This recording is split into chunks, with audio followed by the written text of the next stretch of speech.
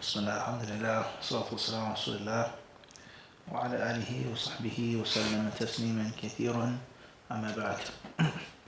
Khayr, inshallah, let's get started. Some of the questions that we may have tonight, and we'll try our best bi'idhnillahi ta'ala to make sure that all of the brothers and sisters' questions are answered in an efficient manner, bi'idhnillahi subhanahu wa ta'ala.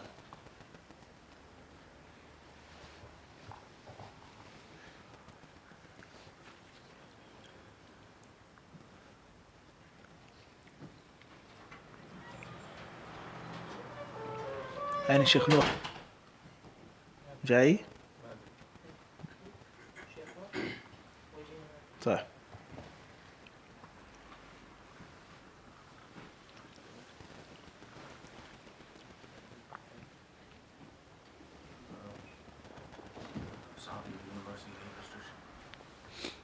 Whatever you got, تفضل. عليكم السلام. Mu'min Muhammad, USA, Virginia, Richmond, Virginia. Assalamu alaikum. If not all universities in Saudi have restrictions, age, certain level of Arabic, Quran, etc., do they make exceptions? And if not, are there any other universities that you can recommend? As far as the restrictions on age in the universities of Saudi Arabia, then to my limited knowledge, I don't believe all of them are as strict and as rigid as Jamia Islamiyya in Medina, our school. May Allah continue to bless it. I'm not sure that the other schools are as strict and as rigid. Jamia Islamiyya, Medina is generally 25 years old. Mecca, Qasim, Riyadh, even some universities and some branches in Jeddah are a bit more relaxed with regards to the age. It may not be absolute acceptance, but it's, to my limited knowledge, a bit easier than 25. So why is this a condition? Is this a difficulty? It's a hardship. Brothers want to study, so on and so forth. There's no point in talking about that. That's the rule. It's their university. It's their scholarship. They can do whatever they want to do. It's their school. And they can accept who they want to accept at what age they want to accept. The only thing that you can do if you're under the age of 25 is try to apply. If you're over the age of 25, then you have to go through Allah's spacious earth to find something else. As far as what many brothers do, many brothers, they spend time ripping their hearts out, ripping their hearts apart, even talking about the school, 25, it doesn't make sense, it's haram, we want to seek ilm, ya akhi. You're wasting your time. Saudi Arabia will remain, Al-Jamia Islamiyya will remain, with you being there or without you being there. So it doesn't make any sense for you to just waste your time, your energy, your effort, and your heartache about something that you have no control over. Everybody understand this? What's the wisdom behind that? Allahu A'lam. Everybody understand this? So that's first and foremost. So if you're beyond the age of 25, then inshallah subhanahu wa ta'ala, look for other schools.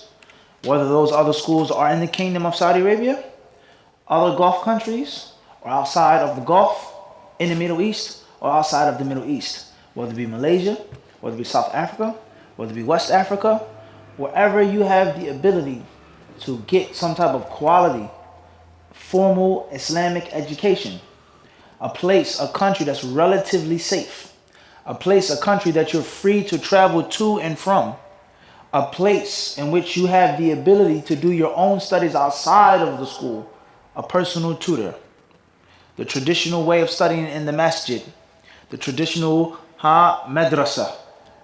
You can study from 7 a.m. to 1 p.m. Then after that, the rest of the day is mine. In the masjid, Quran, Hadith, he's my fiqh teacher, my tajweed teacher. He teaches me fara'id, so on and so forth. I spend 4 hours every day reading, etc. Wherever that place may be in Allah subhanahu wa ta'ala's spacious earth. As Allah Azza wa Jalla tells us in the Quran, Inna ardi wasi'ah. My earth, Inna ardullahi wasi'ah. Allah's earth, Allah subhanahu wa ta'ala's land, Allah says, my land, the earth, is expansive, it's wide. Allah tells us, those who leave their homes with the intention to make hijrah with the intention of fighting, with the intention of struggling in Allah's cause, and they die, they're killed, they're martyred, فَقَدْ وَقَعَ أَجْرُهُ عَلَى اللَّهِ. His reward is with Allah subhanahu wa ta'ala. So therefore, limiting yourself to a place, to a country, to a university, to a school is not the best thing that you want to do. It's not the best thing that you want to do. Bi-idhnillahi subhanahu wa ta'ala. Try to get into Medina. Try to get into the university in Saudi. If you're too old or if you're young enough but you don't get accepted, don't let that stop you. And just because Medina has an age restriction, don't think that it's just bad, because there are other positive things about Medina. Other schools, their age is easier to get in, but the acceptance rate is far lower, considerably lower. And the amount of people that have been accepted into Medina from America, from the UK, from Canada is like no other school. It's not an accident why there's so many people from Jamia Islamiyah. Those from Qura, relatively limited compared to Medina. Malik Saud, Al-Imam, Qasim, Kuwait, it's of no comparison. You sit there, Fulan in New York City, Philadelphia, all from Medina. So when Allah Azza wa Jalla takes something from you, He gives you something else. When one door is shut, Allah opens up 3 other doors. Everybody understand this? So it's very important to understand this. Okay? As far as a specific university, then as I said before the other day, I would not restrict a person to study in these places, but I would recommend for you to find a scholarship in one of the Gulf countries. One of the Gulf countries. The reasons why I'm saying that, no one misunderstand my speech, I'm speaking objectively, is because those Gulf countries, they normally offer full scholarships in which you don't have to worry about anything but studying.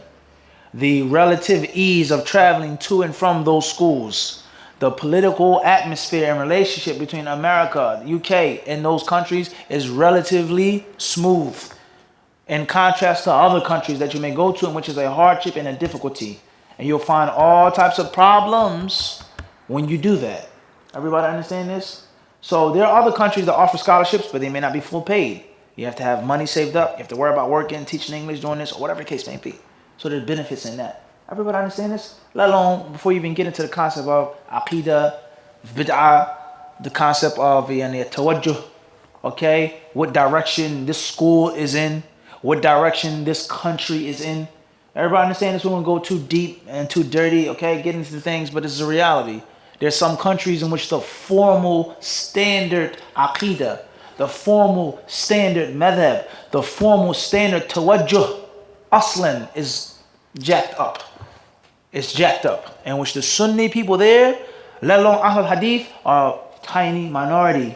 They're looked down upon, they're scorned, they're made fun of, they're humiliated. Their resources, their funding is extremely limited. You can go there and study, that's tayyib. But just know for sure, it's not the same as another country in which the Sunni people are the majority. They're the ones that are funded, they're protected, they're safe, they're free, they can teach, they're paid. Everybody understand this? It's a huge difference between this country and between another country. Everybody understand this? Everybody clear on this? We want to go in. It's very important to understand this. You may go to some countries in which is knowledge there, but it's many hurdles and obstacles that you have to jump over to get to, which is not necessarily a bad thing. But if you can do that, which is simple and easy, then you should do that. So that's my advice. When I didn't get accepted to Medina, I was upset, but it didn't stop me. Well, alhamdulillah. It didn't stop me. I continued to study. I studied in America. I traveled to Yemen. I learned in Yemen. Everybody understand this? Can I go to Yemen now? Can I go to Egypt now? There's always going to be an avenue. There's always going to be some place. They can't stop Allah's nur. They can't put out Allah's nur. You have to find it. You have to realize it. You have to be willing to sacrifice for it. Everybody understand this? So that's my nasiha. And worst come to worst, if you don't find a university, nothing should stop you from studying in your own country. If you don't have no one qualified or someone has good character in your own country, travel to another city, to another state, to another country. I live in America. I want to study. I go to Canada. There are mashayikh in Canada. I travel to Minnesota. I travel to this place, which is better than where I'm at right now. We've spoken on this issue several times. What's important is that if you do have the proper age, apply to Medina, apply to the other schools, send your paperwork, save up your money, work, save up your money, go make umrah, go travel to North Africa, to South Africa, to West Africa, to East Africa. Go travel to Malaysia. If you're hungry, if you're thirsty, if you make the necessary effort, bi'idhnillah, Allah will not forsake you. Allah will not forsake you, subhanahu wa ta'ala. That's in brief. Wallahu alam. This is AL from Canada. You explained that the student of knowledge should start with the smallest and easiest explanation for books. What is the easiest explanation for Arba'in Nawawi in Arabic? The simplest and easiest explanation of Arba'un Nawawiyya are two. First is the Ta'liqat of Nawawi himself. And the second is the Sharh of Ibn Daqiq al-Eid, rahimahullah ta'ala, which we've done many classes from, alhamdulillah. The Ta'liqat of Nawawi, Ta'liqat al-Mansuba ila Nawawi, wa illa Ibn Daqiq al-Eid, Sharh al-Arba'in of Ibn Daqiq al-Eid, rahimahullah ta'ala, which is concise yet powerful, concise yet strong. Very nice book, inshallah, depending on the level of your Arabic. I don't consider it to be a hard and difficult type of book. Definitely something that you want to read 3 to 5 times, because Ibn Daqiq al-Eid rahimahullah ta'ala mutamakkin fi al-usul.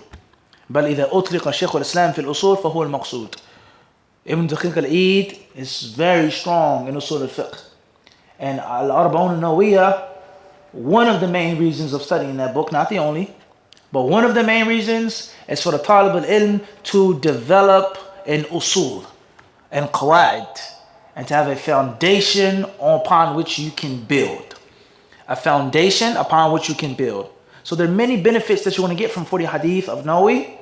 Spiritual benefit, worship, aqidah, the list goes on. But one of the main maqasid and ahdaf, one of the main objectives is what? Is learning usul, and learning al-qawa'id, and having a structure that you can rest upon. So that's what I would say with regards to Al-Arba'un An-Nawawiyya. And the most important thing that you want to study as a beginner is the main lesson from the hadith, and the proof, the shahid for the qawa'id, for the usul. Because principles and maxims, they need evidence, they need dalil. A principle is not a dalil by itself. Everybody understand this? It needs yaftaqir ila dalil. It needs a proof and an evidence. Once it's established, then it can become a dalil in an issue in which there isn't any dalil. Wallahu ta'ala alam.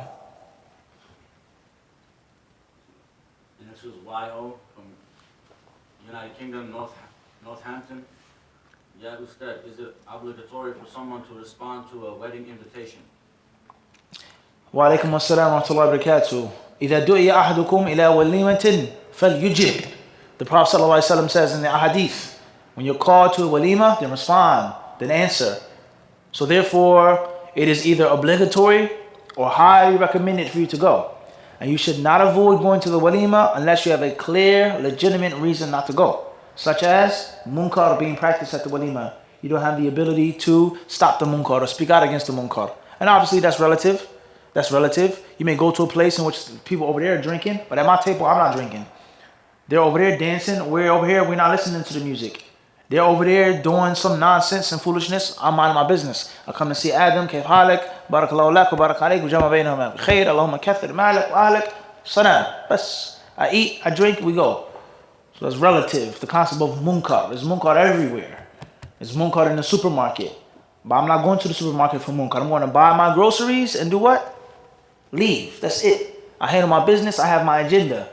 Everybody understand this? So therefore, if you're invited to the walima and it is not an open, clear munkar that's just so great in your face, I can't go there, that's a different story. Go to the walima, give salams, make dua for the newlywed, bidhnillah, ask Allah to bless him in his marriage, eat the food, drink the drink, eat the sweets, and leave. And if there is no munkar there, then enjoy the time with your brother and enjoy the ease that Allah subhanahu wa ta'ala has given you on this festive day.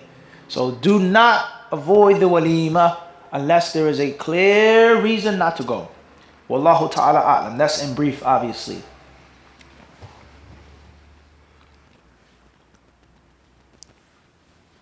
MAS from Pennsylvania. Is it preferred to have the Janaza prayer in the masjid? The question says, is it preferred to have the Janaza prayer in the masjid? It depends on the need of the people. We know that it's permissible to have the Janaza in the masjid, as Aisha radiallahu ta'ala anha narrated and others from the Sahaba. The Prophet ﷺ prayed upon some companions in the masjid. So it's not haram, it's not necessarily makruh, disliked. As far as is it best or most preferred, what would make it other than that? Where would you pray the Janaza? The Prophet ﷺ, he prayed upon the grave of the woman who used to be the custodian of the masjid after she was buried for some time. Okay? Where is the Prophet ﷺ recorded to have making the Janaza authentically? Every time he made the Janaza, it was in this place. It was outside. The Eid is clear. Jummah is clear. Hajj, Umrah is clear. What he did more than once, how he went, how he traveled. Seeking prayer for rain is clear, what the Prophet ﷺ did. But do we have authentic hadith that tell us that the Prophet ﷺ constantly made the Janaza outside the masjid? Do we have a hadith that constantly tell us that the Prophet ﷺ made Janaza in the masjid? Everybody understand this? So if we don't have those things, then it's whatever is easy for the Muslims. Whatever is simple for the Muslims. The general rule of having an abundance of those who pray upon the deceased. As Abdullah ibn Abbas narrated in Sahih Muslim. Any man upon which 40 Muslims make prayer for him, إِلَّا شَفَّأَهُمُ اللَّهُ تَعَالَى فِيهِ أو كما قال. And Allah will allow the intercession to be accepted. مَا مِن رَجُلٍ يَقُومُ عَلَيْهِ أَرْبَعُونَ. Any man who has 40, at least 40 men pray for him, بإذن الله تعالى. So the amount of Muslims that can pray upon the deceased in the masjid, outside of the masjid, it's permissible to pray at the grave, the Janaza, only the Janaza. Everybody understand this? For the means of need and necessity. So where else are you going to pray the Janaza at? A hall? The funeral home? Let alone in a non-Muslim country where the Muslims are a minority. Everybody understand this? Wallahu ta'ala alam.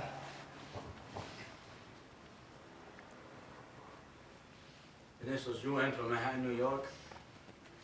If you catch the prayer while the imam is in ruku, or as soon as you get into the prayer, the imam moves into ruku, do you recite Surah Al-Fatiha or do you say takbir and then follow the imam? As far as entering the masjid, entering the salah, the imam is in the ruku', he's bowing down. You make the takbir, you get into the ruku' yourself. You don't have enough time to recite Surah Al-Fatiha, then bi'idhnillahi subhanahu wa ta'ala, there's no sin upon you, and you have caught that rak'ah. That rak'ah counts for you. The ulama who hold the view that reciting Surah Al-Fatiha is a pillar of the arkan, rukn min arkan salah, they say, إِلَّا أَنَّهَا تَسْقُطْ فِي هَذِهِ الْحَالِ. They said, in this situation, a person is exempt from reciting it. Even though it's a rukn, according to them, a pillar, in which your salah cannot be complete unless you recite at least Surah Al-Fatiha. But they say in this case, in this instance, they say that you have successfully caught that rak'ah. Everybody understand this? This is not the view of all of the ulama. This is one of those madhahib. As far as reciting the Fatiha, some of the ulama say that if you don't recite the Fatiha, you have no rak'ah, even if you catch the ruku'. But let's just stick with that one view, bidnillahi subhanahu wa ta'ala, based off of the hadith of Abi Bakr radiyallahu ta'ala anhu in Sahih al-Bukhari and others. Wallahu ta'ala a'lam.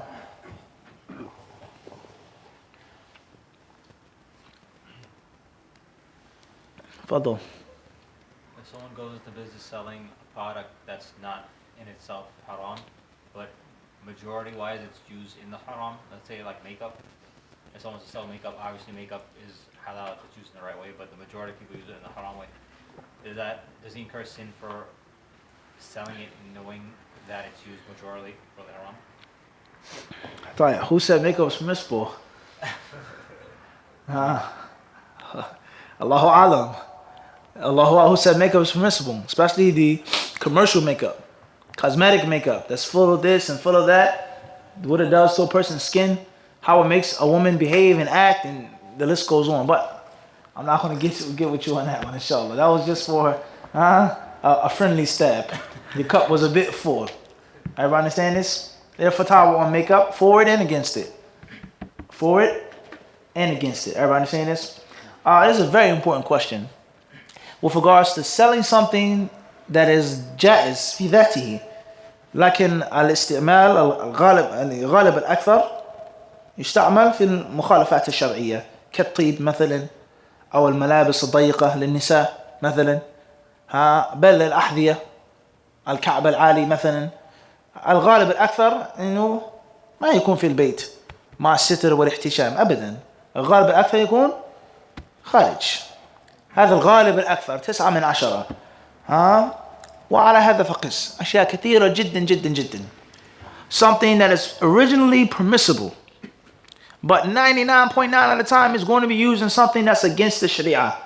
Whether it's makeup, high heel shoes, whether you sell lingerie, whether you sell tight clothes, you sell jeans, you sell skirts, you sell tight shirts, halter tops. I have a store, I have women's clothes. Everybody understand this? And all my clientele, all my customers aren't Muslim. So a non-Muslim woman, 3, 4, 5 girls, they walk in here, some young girls, they walk into my store, an older woman who has a boyfriend or a husband, she starts picking out these jeans. How do they look? Perfume. Not in most cases, she's going to wear this what? Asad. She's not Muslim, let alone the Muslims. Come and spray perfume on me in the store, gold on me in the store. In Medina, the Prophet's city, you'll see this. You'll see this. Right across the street from the Prophet's masjid. Guy in a gold store flirting with the girl. He puts on a perfume right there. Oh, it's nice. Hello. It's a reality. It's a reality. So do we say that this is haram? Your income is unlawful, so on and so forth. If we take that view, then it's going to become very difficult. And many things that are permissible are going to become impermissible. And it is in our immediate responsibility. I didn't say absolutely, but immediate responsibility to worry about what someone is going to do with the product. Everybody understand this? Or you go to the issue of a cab driver, a bus driver. You drive a bus on Sunday. You know that this old lady is going to church. There's no doubt in your mind. She is going to worship Jesus. This person is going to a Catholic church. You know it. You pick them up. You allow them on your bus. Hello, how you doing? They sit down and you drop them off in front of the church. Is that haram? Or even a cab driver or Uber driver. Somebody calls you up. It's 2 a.m. on Friday night. Everybody understand this? Taking me to the club. Allahu Alam, Oasis, whatever you want to call it. You know that they're going to the club. There's no doubt about it. They get in the car smelling like perfume, wearing nothing. Men, women, you know they're going to the club. Is it haram for me to go there? Because driving a car is originally jaiz, la, adi, ma fi shay. But is it my responsibility? Is it my immediate responsibility to be a watcher and a keeper over what the person does with the makeup or with the high heel shoes? Everybody understand this? Or the shorts. A sister could buy those tight shorts to wear for her husband in the house, and a non-Muslim woman could wear those shorts to wear outside walking down the street. That is not my immediate responsibility.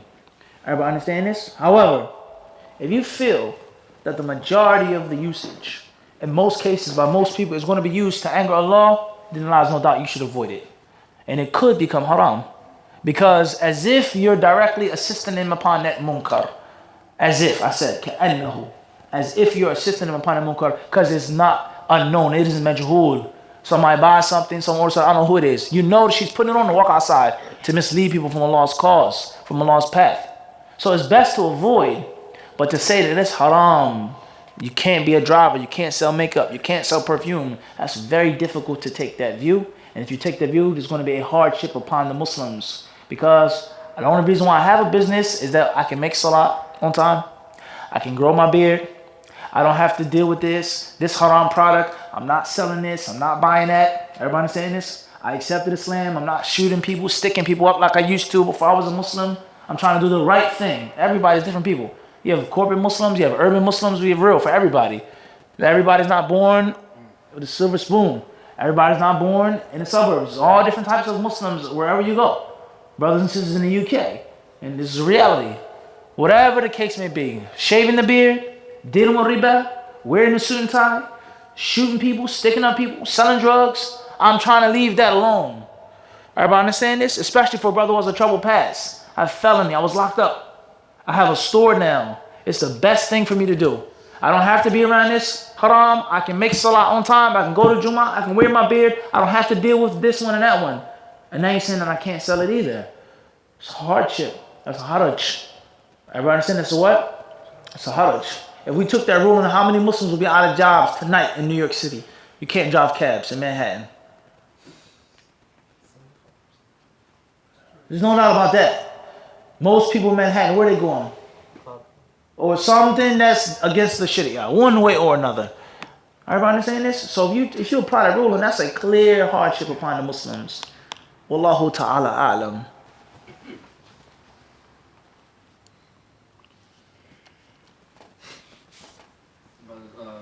J.I.,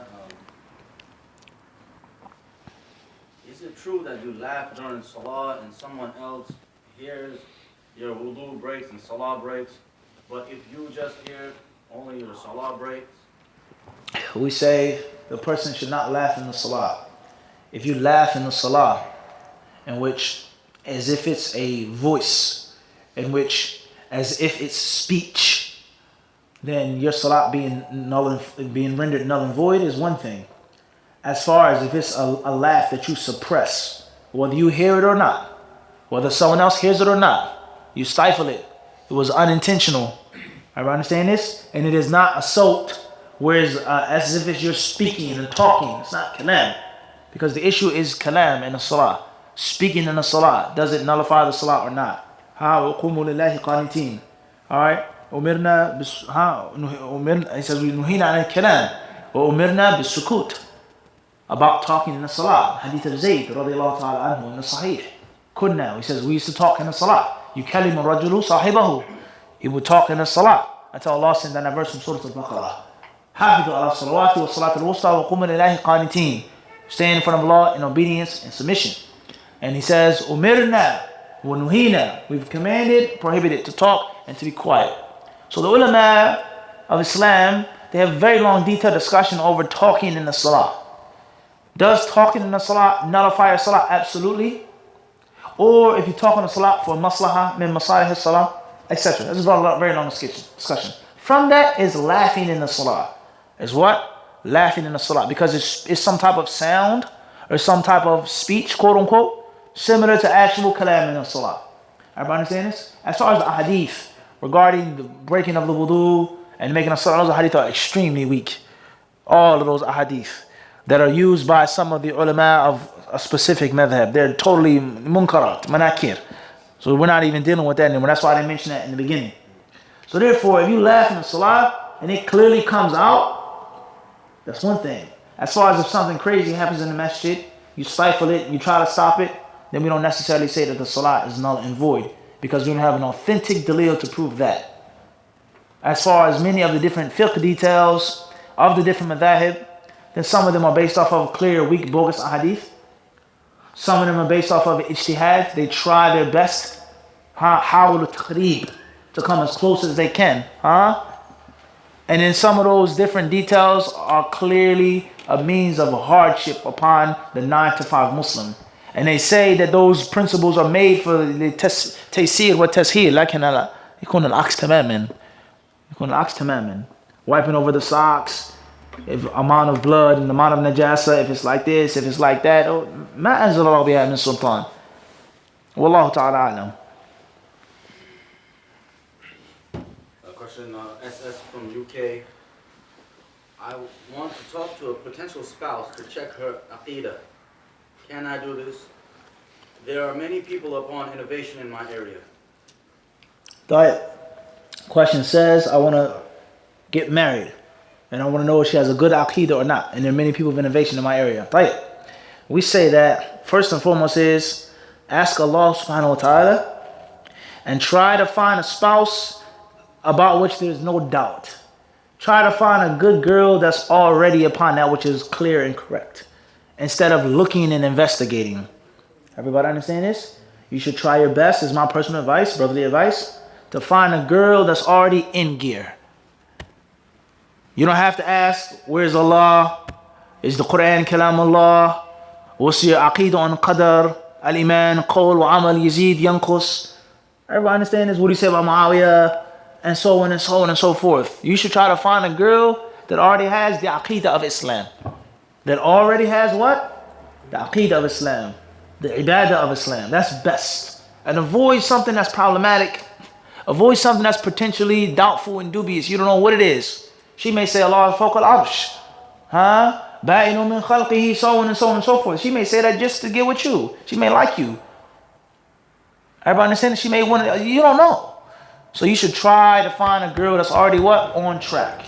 If you don't find a girl that's already on track, Or you find a girl that's from Ahlul Bid'ah, it's very beautiful, very pretty. This is a reality. معلش نقول بالصراحة. She's gorgeous. Everybody understand this? Huh? And she likes you too, Khalid. She says you're cute. I like the way he recites the Quran, even though he's shy and he's scared. But when I heard him, it was nice. So you want to marry her. But Sufi, this, that, no, you don't know. So therefore you twist and you bend and you wiggle just a bit to make it work. And I have to test her and ask her. I'll be patient with her, so on and so forth. It could work. Allah could give you barakah. But know for sure, it's easier, it's simpler, it's clearer to marry a girl that is already on track. Everybody understand this? And the same applies to seeking knowledge. How do I know if she wants to seek knowledge? You should not marry a girl that you have to question and ask. You should marry a sister who's known in the community for being a talibat al-ilm. She's known. Fulana is mujtahida. There's no question. We don't have to discuss that at the sit down. We don't have to talk about that. The only thing we're talking about is getting to know each other. That's it. What's your study, your work ethics? It's not even an issue of discussion. So that's my nasiha, bi'idhnillahi subhanahu wa ta'ala. As far as the actual question, is it permissible to ask her? You ask her, bi'idhnillah. Ask her, inshallah. Talk to her. Get to know her in the permissible way, of course. The permissible way. Everybody understand this? The what? The permissible way. Ask her what you like. It's nothing like being honest. It's not like being upfront. It's nothing like being open and being frank, being direct to the point. However, be mindful and be careful. Be mindful and be careful. And oftentimes when you ask these direct questions, you may get an answer that's ready-made. You may have to use some hikmah. Have you ever read the book about Muawiyah's mistakes? Ask her a question like that. You ever read the book? You've heard of this, right? Oh, no, I haven't heard of it before. Something's wrong if she says that. Everybody understand this? She says, A'udhu billah. What is this? You talking about Muawiyah. That's a what? Clear sign. Everybody understand this? You ask a question like that. Everybody understand this? When you enter your home, do you say, Assalamu alaikum ya Rasulullah? So on and so forth. You got to maybe use some type of hikmah to figure out is what she really believes or not. But if you just say, what's your aqidah? Or a brother say, what do you study? Yes, I study. I'm studious. Everybody's going to say that. Everybody understand this? Everybody's going to say that. Wallahu alam.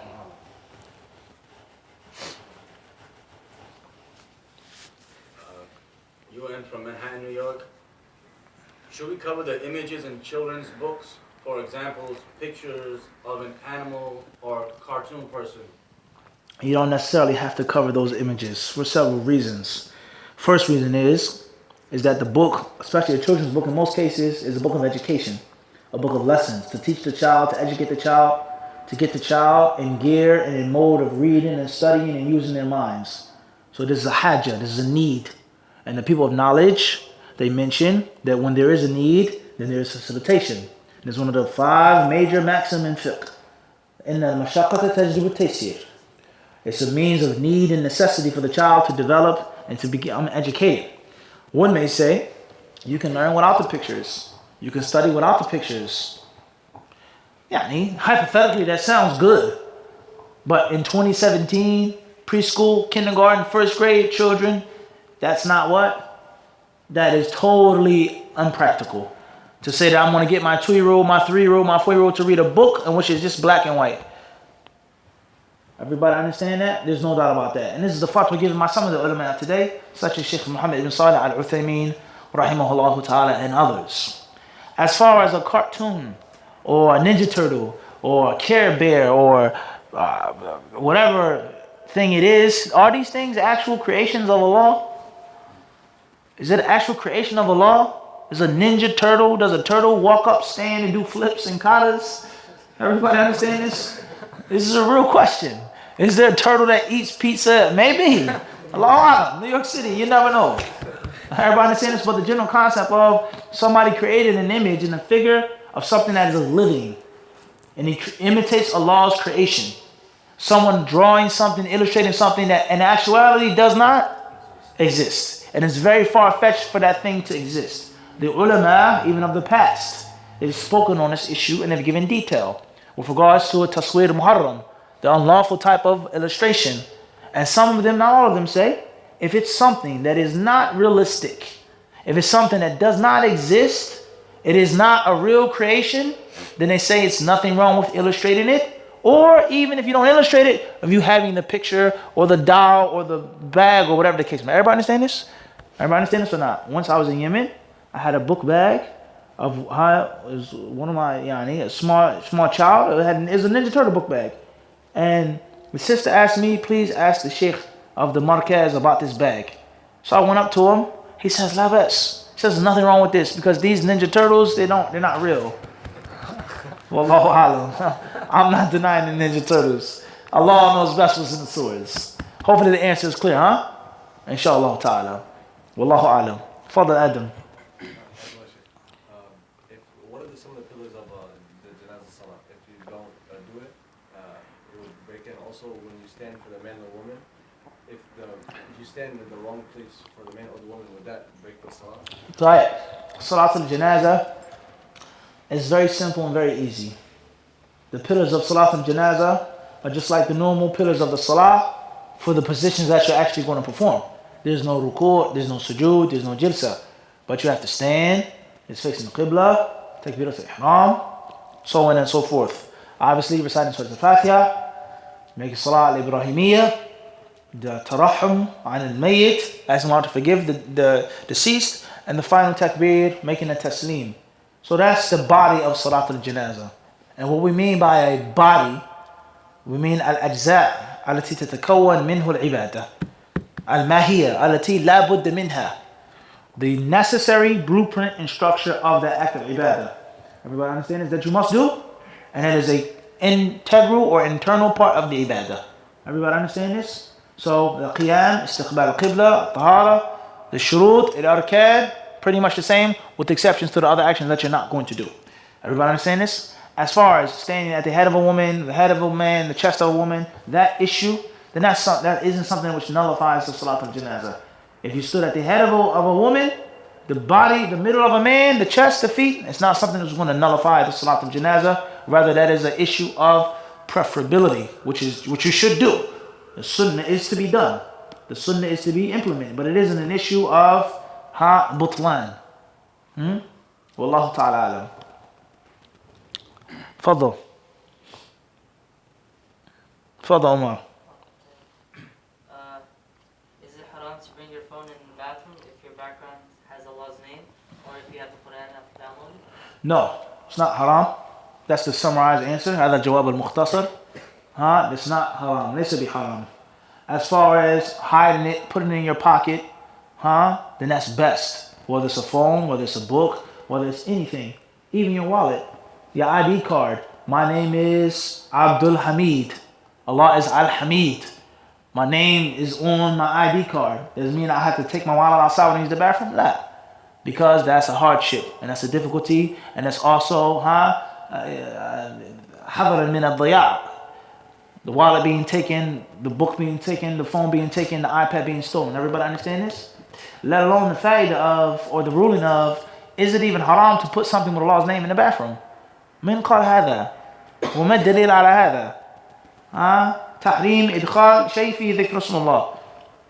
أما الكراهة أما الأحوط تركه أولى ماشي. لكن القول بالتحريم التحريم البات من أين جئنا بهذا الشيء? Where are we getting this from that you can't take something with Allah's name into the bathroom? We need a dalil for that. That is authentic. It's saying that you cannot take something with Allah's name into the bathroom. As far as it being preferable not to put it in the bathroom, for obvious reasons, respecting Allah's name, respecting the Quran, respecting the Hadith, the Mus'haf, there's no doubt about that. But to say that it's haram and you can't do it, that's the issue. هذا يفتقر إلى نص صريح صحيح أو صحيح وصريح. قدم وأخر. Everybody understand this? So it's very important for us to understand that. Let alone if you're afraid someone's going to steal your money, steal your wallet, take your phone, take your tablet, even take your book. There's been plenty of times overseas in which you have your book, you have to use the bathroom. If you leave it outside, it will be stolen. Whether you put it on top and between the two stalls, or whether you actually take it in the bathroom. There's times in Yemen where I took my book into the bathroom. Because if I left it outside, it would pick up legs or wings. Or in Medina, the Prophet's city, someone will steal it and take it. Everybody understand this? And that's a waste of wealth. And our Prophet ﷺ has told us that Allah Azza wa Jal, وَيَكْرَهُ لَكُمْ ثَلَاثًا. He hates three things for you. The hadith is in the Sahih. And from them, he says, إِضَاعَةُ الْمَالِ. It's wasting one's wealth. Wasting one's wealth. In most cases, the phone is expensive. You have important things in there. If you left it outside just because of Allah's name being on it, then it will be stolen and that'll be a wasting or means of wasting wealth. So therefore, it's not muharram at all. Lakin, it's even better to put it in your pocket if you have the ability. And if not, لا نقول بتحريم هذا الشيء. والعلم عند الله تعالى. تفضل نفيس. If you are joining prayers during the time of Asr, which one you pray first? If you're making the Jama, then you make Dhuhr first. No doubt about that. Dhuhr comes first, then Asr.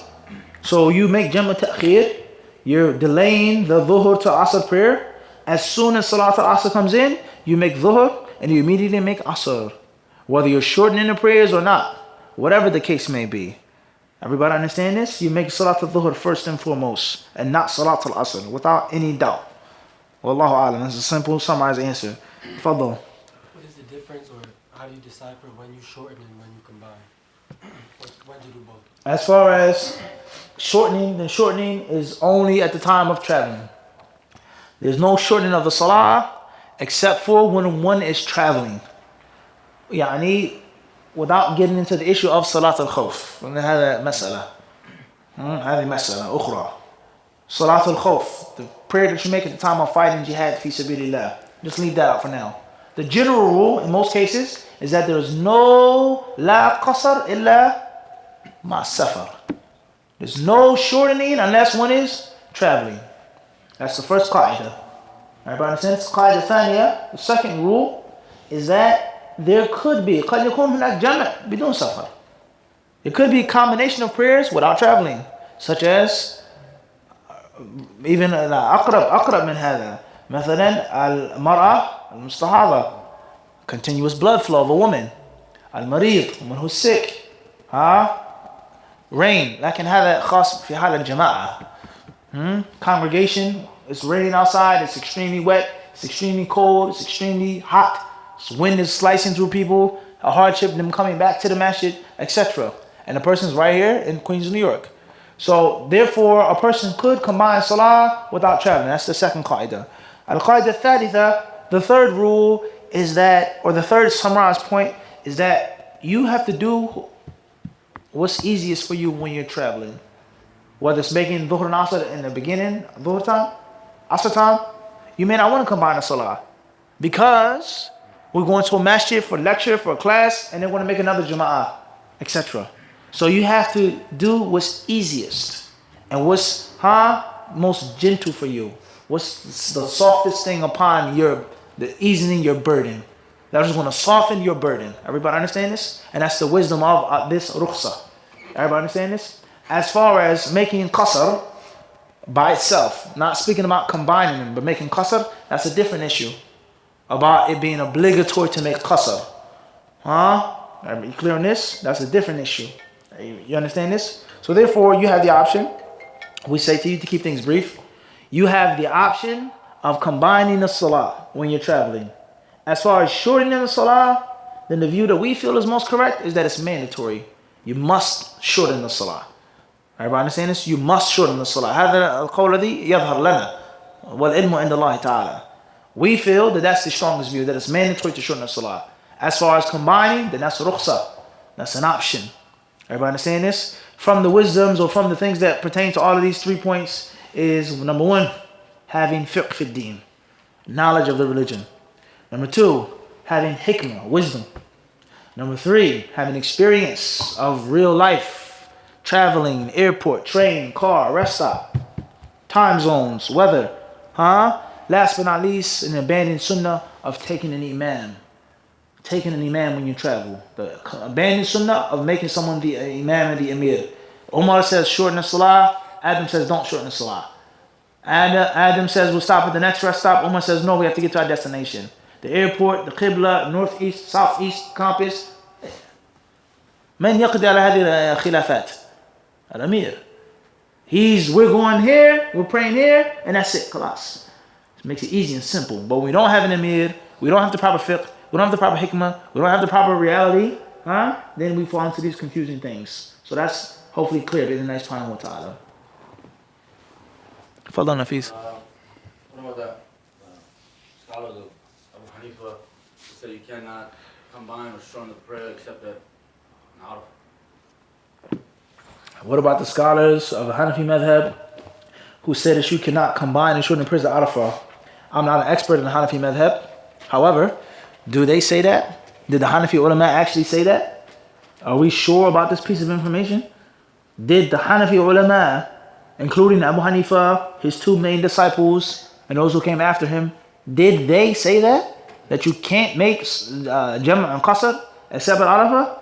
That's something that we need to make sure of before we quote and attribute it to them. That's something that we need to what? We have to make sure that they actually said that, and not to say things about people's knowledge that they didn't say, whether we agree with it or not. إياك والتقول على أهل العلم وما أكثره في هذا الزمن. التقول على أهل العلم. Just talking about and saying he said this, Imam Fulan said that, and he did not say that. So therefore, go back and check that piece of information. And if they did say it, then that's obviously incorrect, because the authentic sunnah of the Prophet ﷺ proves otherwise. I'll just give you a brief story here as a faida off the topic just a bit. One year I made Hajj, and I made Hajj with one of my neighbors. It was a brother from Cleveland, okay? And he was studying in Quranic Hadith, and he was a Hanafi. He was Hanafi. Okay, so first and foremost, he's from America. He wasn't a second generation Muslim.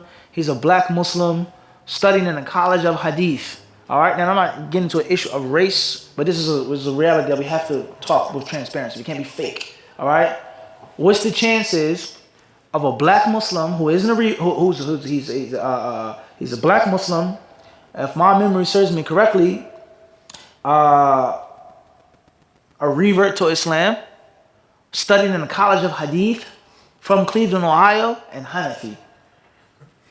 Very unlikely. You're going to think somebody that's Hanafi. My father's from Pakistan. My mother's from Bangladesh.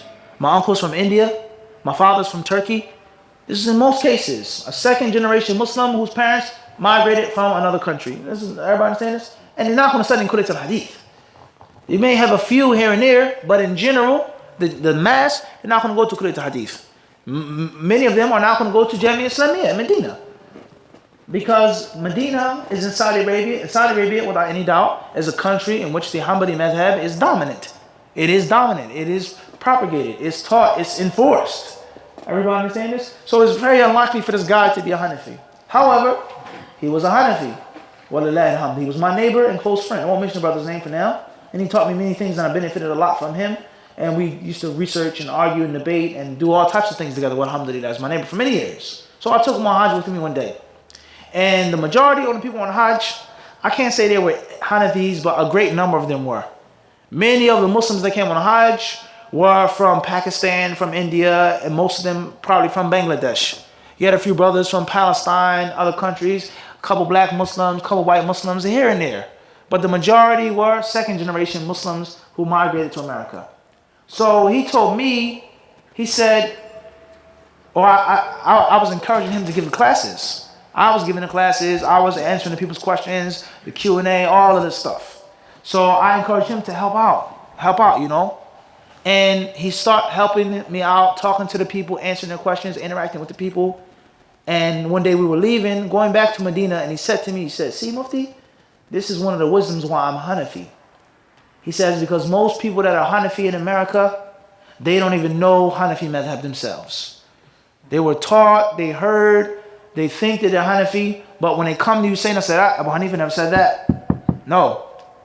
Abu Yusuf never said that. Fulan never said that. Allah never said that. Hidayah doesn't say that. Al-Mukhtasar, Al-Qaduri, Fulan doesn't say that. So he was an expert in the Hanafi madhab, and he had the ability to clarify the inaccuracies of the people regarding Hanafi madhab.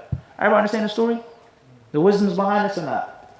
Most people, we're not even getting into the Hanafi madhab being right or wrong, the opinion being correct or incorrect. That's a different issue. And we don't make خلط لا نخلط بين هذا وذاك.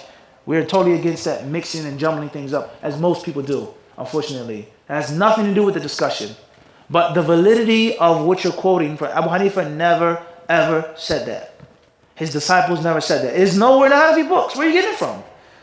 Or it's in the Hanafi books of a scholar of the 5th century, of the 6th century, of the 7th, 8th century, later on, in which the earlier ulama, champions, never ever made it permissible. They looked at it as a bid'ah, as a means of shirk, total mukhalifa to the sunnah.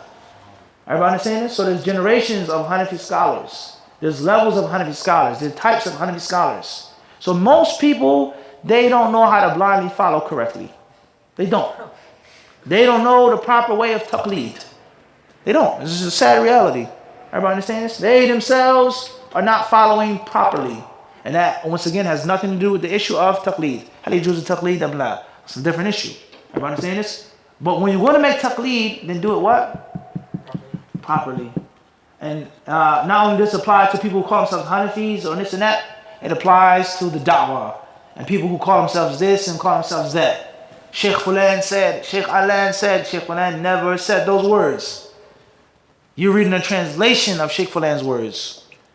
You're reading a summarized, cut, and sliced snippet of Sheikh Fulan's words. Not getting into the issue of what Sheikh Fulan, is it haq am la? Da'ka min hadha. Do we agree or not? That's what? It's a different issue. Everybody understand this? Is Sheikh Fulan's kalam a hujjah or not? That's a what? It's a different issue. Everybody understand this is what, John? It's a different issue. But the fact is, you're not even accurately quoting from this scholar. You're not even accurately blindly following this scholar. You don't know how to be a follower, let alone a mujtahid. Everybody understand this? This is very dangerous. And many people, they attribute things to the ulama, to Imam Abu Hanifa, to Ahmed, to this one, to that one. And when you actually sit down and listen and pay attention and study, or just ask them a simple question, they don't know. So we have to be very careful in quoting from the ulama about that which they did not say. We have to be very careful about talking about a Muslim what a Muslim did not say. Everybody understand this? Taqleed has rulings, has etiquettes. Ijtihad has rulings, has etiquettes. Don't be a mujtahid, don't be a muqallid unless you're willing to abide by those rules. Everybody understand? So you're what? You're willing to abide by those rules. As far as you just mixing it up, doing what you want to do, a mujtahid one day, a muqallid the next day, Hanafi here, no, don't do that. It's going to cause chaos. Wallahu ta'ala alam. Fadal. Sheikh, I was struggling with the same question as you discussed earlier about driving cab in New York City at nighttime when you have semi-naked women around you, and So I do that as a part-time. I go to college and I do that. But I've been struggling with this issue because some of the ulama from online, I heard that in Surah Al-Ma'idah, Allah subhanahu wa ta'ala says, do not help one another in that which is evil and help one another in that which is good. So based on that, they say, if you see someone like on Friday night, they're clearly going to club or having a bucket of alcohol in their hands, you should not take it. It's haram. And now I heard from you that it's hard to say that it is haram. So I'm like confused. Clear. What is A cab driver is hired unless you're independent. But if you work for a company or dispatcher, you don't have the choice to just pick and choose and take what you want and what you don't want. From time to time you can. I take off, I'm too far, the dispatcher, I'm in a different part of the city. But in general, you're an employee of what? you just pick up from streets? In general, you're held, whatever, everybody, in general. With the details of the different types of cab or limousine services, car services. But in general, it's your job to do what? To listen to the dispatcher. And if you continually turn down customer, what's going to happen? And you're fired. The company's going to let you go. You're too busy, you're too this for us. From time to time, I'm on a different side of town. He's closer, Fernando's closer, la best. But in general, you have a responsibility of doing what? Picking people up. Everybody understand this. And you, in general, provide some type of public service to the people. Regardless of the people's religion, their conduct, their morals, that's not my initial and immediate job. I drive a car from point A to point B. Whether you go drink alcohol, whether you go to drink Perrier, or whatever you're drinking, I'm driving the car. That's one way of looking at it. Everybody understand this? And it's very important to look at it like this. From another way of looking at it, you're directly dropping them off at a place of evil. That you said semi-naked women, a bucket of alcohol. There's no doubt about that. You know what they're doing. So from one aspect, you are cooperating upon a sin and transgression. Everybody understand this? And from another aspect, in the middle, you don't know where you're dropping off and who you're dropping off. Somebody that isn't semi-naked. A girl could be covered up. She's going over her boyfriend's house. She could be a prostitute. And she's not semi-naked. Somebody could be going to drink and they don't have a bucket of alcohol. You don't know. And it isn't your immediate responsibility to do what? To investigate and to dig it up.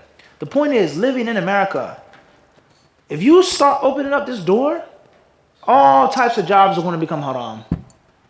All types of what? Jobs are going to become haram and impermissible because one way or another, it's being used or done or taken for something that angers Allah subhanahu wa ta'ala. And if that was the rule, then the dunya would literally collapse. The dunya would what? Would collapse. There's no doubt about this. Say what you want, but this is the haqiqah yani. The dunya will collapse. I sell shirts, I sell clothes, I make thermal underwear. Don't sell them to this people. They're Christians, they're Jews, they're this, they're that. The dunya will collapse. The masalih of buying and selling will collapse. Everybody understand this? Immediate munkar, you know someone is going to the club, that's a different story. You want to avoid it, different story. You get a general call, where you going? I'm going here. I can't kick the person out of my cab. I got the dispatch, I got the call, so on and so forth. It's a different what? Different story. Everybody understands what? It's a different story. Let alone the fact that the concept of seclusion with a woman who you're not a mahram for. Tayyib, that's one issue. But is that considered seclusion? You're a cab driver, it's public. You have a camera in the car, it's a radio, it's a documented phone call. Everybody understand this? And just the reality of America. Don't be a cab driver, that's fine.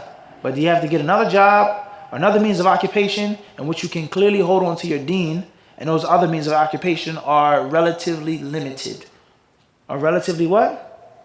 Limited. You're going to be fighting and scratching something. A bank, beer, alcohol, pork, riba, some way or somewhere, with exceptions to some jobs. You're a carpenter, you're a contractor. It's a real story. A good friend of mine, he told me one day I got a job in a synagogue to fix steps in the synagogue. What does he want to say? I can't do it. I can't go into the synagogue and fix the steps. Tayyib, like us. What is his business going to be like? His name, his reputation, his clientele. It's going to be what? It's going to suffer tremendously. And then you have the next problem of the Muslims. How many jobs do the Muslims have? How many centers for occupation do the Muslims have for getting a job, for unemployment? How many Muslim entrepreneurs are there? There are many. But how many of them actually work together in a cohesive body? A brother comes home from jail, he gets a job. The next day, the same day he comes home, he's employed. A sister gets divorced, her husband is killed, she's a widow. The next day, what? She's employed, she gets money. A student of knowledge. What do we have? Everybody understand this? What do we want? What do we have? Everybody understand this? So the concept of you don't have to be a cab driver, but there are other jobs in which you have your own personal business, in which we said, and we'll say it again, in which I can make salah, what? On time. In which I can grow my beard. I can have my pants above my ankles. I'm not dealing with women, so on and so forth. But there's going to be a time and a place and a situation in which you're going to have to deal with some type of what? Something. Everybody understand this? And if you don't deal with it, and if you're not dealing with it, then you're going to be extremely limited. And the resources of the Muslims are extremely limited, unfortunately. Makes sense? You don't have to agree, but makes sense what I'm saying? And the example of that is of the brother who was a contractor. He has his own business, which is a good job. But what is he going to do when he gets a call here? Do the steps to this place. And I want you to build this on the wall. I want to hang pictures on it. It's going to be a stage. It's going to be this. It's going to be that. Being a barber, I have my own barber shop. Brothers, shave my beard, trim my beard, give me a fade, so on and so forth. There's many different issues that you have to take into consideration. That which is best is to avoid it. Avoid being a cab driver if you have any doubt about it. If you are a cab driver, then avoid picking up a semi-naked woman or somebody carrying a bucket of alcohol, people that are homosexuals, they're making out in the back of your cab. Avoid that if you can. But if you're forced to do it, or it's very difficult, or it is the best halal job that you can get, Fear Allah to the best of your ability, make sincere repentance, and give extra zakat and extra sadaqah. But we as Muslims, the fiqh that we learn and practice and teach, it has to be realistic fiqh. It has to be realistic fiqh. It can't be something that's hypothetical. Everybody understand this? It has to be waqi'i. Something that's practical on a day-to-day basis. And many fatwa, many rulings are not practical. They're unrealistic in the real world. It doesn't mean that the haram becomes halal. It does not mean that. It doesn't mean that we're scorning the haram. It doesn't mean that. It doesn't mean that we're saying it's okay. We're not saying that. But we're saying that it has to be what? It has to be realistic. Wallahu ta'ala. And that's not just pertaining to cabs, contracting, anything. A bakery, and the list goes on. You have a bakery, and one of your customers is a minister, a reverend. I'm having an event at the church, and we won 300 cupcakes. What do you want to say? Honestly, what do you want to say? I can't make them for you. Okay, tell you. Then your clientele is going to be what? It's a few people. There may be Muslims who may call your place, says we want 500 pieces of shortbread for a Mawlid Nabawi. Unfortunately, it's the reality. Not saying to make the shortbread for them, but everybody see the point that we're trying to get to? It's going to be a major Hajj that you're going to fall into. Even when only dealing with the Muslims. Because every Muslim isn't pious. Every Muslim isn't upon a sunnah. Every Muslim doesn't have the proper necessary level of taqwa of Allah subhanahu wa ta'ala. Everybody understand what we're trying to get to? Now we can deal with the issue in another way. No, don't pick them up. La yajuz, it's haram. We can just play that game if you want. Or we can be what? Realistic. Haywa. Wallahu alam.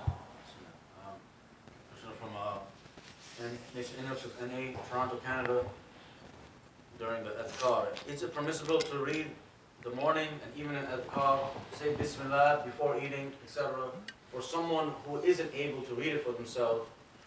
An example, someone who has special needs, and also when can you make the adhkar according to the timing? As far as making adhkar for someone else, then the asl is that the dhikr is made by oneself. The asl, the default, is that the dhikr is made by the slave, him or herself. Unless it's an issue in which there's a leader and someone who's being led, such as Surah Al-Fatiha. Wala dhalin, ameen. Everybody understand this? The Imam, Khutbatul Jum'ah, so on and so forth. Making dua for the Muslims. But a personal dhikr, a dhikr that pertains to waking up, eating, drinking, sleeping, putting on clothes, taking off clothes, the asl is that dhikr is made by the slave, him or herself. And if the slave, him or herself, cannot make it, then the asl is that it is exempt from making that dhikr with the tongue. Make the dhikr with the heart. If you're still awake, you have your mental faculties, make the dhikr with your what? With your heart. And it doesn't have to necessarily be with the tongue and the heart at the same time, if you can't. But someone else making the dhikr for someone else, that's something that I wouldn't necessarily recommend with. You making the dhikr for that person. It's not mandatory to make those adhkar. It's not obligatory to say those adhkar. If you can't say Bismillah with your tongue, say Bismillah with your heart. So that's what I would advise with regards to this issue. That's what I would advise with regards to this issue. Wallahu ta'ala alam. Question from online says, Assalamu alaikum, Shaykh. I read an article on what is that a man can slap his wife by Bakr al-Muzani. Is it true? I don't know. I don't know Bakr al-Muzani. What a man can slap his wife. I don't know. I haven't read that. I don't know anything about that. In general rule, the Kitab and Sunnah is clear that you're not supposed to hit a Muslim in the face. The Kitab and Sunnah is clear that you're not supposed to abuse Muslims and harm Muslims and annoy Muslims. The general rule in Kitab and Sunnah is that when the person is beating his wife or hitting his wife, he's not to break her bones or leave a mark. Those are the rules of Kitab and Sunnah. Bakr al-Muzani, I don't know. Allahu alam. What's important is the best man is the man who's best to his wife. Hitting a woman, smacking a woman, and doing these things, it has to be dealt with from two aspects. I'm going to be real. Malish. The first aspect is the man. What type of man are you that you have to beat up and hit a woman? It's the first question. The second question is, what type of woman are you in which you have to insult your husband and challenge him and debase him and insult him and humiliate him And there's no doubt about the effects of a woman's tongue. Anyone who's ever been married or have been in a relationship, a serious relationship with a girlfriend, knows the sharpness of what? A woman's tongue. She can make you feel like the best man in the world, and she can make you feel like what? The lowest scum on earth to be known to man. Literally, this is a reality. So the man has a responsibility of not hitting his wife, of being patient, respecting her, being kind, not abusing his force and his power. And a woman has the responsibility of controlling her tongue and being obedient and being respectful and being dutiful to her husband. And most people, and I'm going to say this, malish, sorry, who gets angry, who likes it or doesn't like it. Most people, when they talk about domestic abuse in Islam, outside of Islam, they never ever discuss the part of the woman. They always talk about the man, the man, the man, the man. Is this not the case? In the feast, we think this is exaggeration or not? So all they talk about, beating women, hitting women, your abuses to women, which is bad. We're not saying that that's okay. But do they ever discuss, why do you have to insult your husband like this? Why do you have to belittle your husband? Why do you talk? Why are you screaming and hollering at the man who feeds you, who clothes you, who's kind to you? How many women are there in the world? And you have a husband, alhamdulillah. You get into an argument, you're upset, you have to raise your voice, throw things, try to pick up something, scratch his face. That's un-Islamic as well. That's what? It's un-Islamic as well. And Allahu Alam, the words and the hurtful and the words of injury could be worse than a slap in the face or a punch in the eye. She may say something about your mother. Your mother's this and your mother's that. They may hurt you, penetrate your heart, much worse than someone smack you in the face. Everybody understand this? So we have to deal with this with transparency now. Domestic abuse is a problem among Muslims and other than Muslims. Islam does not support domestic abuse. Islam does not condone smacking women and beating them up and mistreating them. No, evident. As the Prophet ﷺ has told us in the well-known Hadith. However, we have to admonish the men and we have to admonish the women. Everybody understand this? There's some brothers who beat their wives without no reason whatsoever. Because of alcohol, because of drugs, because of frustration, because they were molested when they were younger, they were abused when they were younger, they were bullied when they were younger. Nah? And there's some brothers who are kind and nice, but like any other man, he has a temper. You start disrespecting him, you're nothing, you're no good, this and that, your mother, I hate your family, they come over, they do this and that. What do you think he's going to do? So we have to be mindful of this. We have to be what? We have to be what?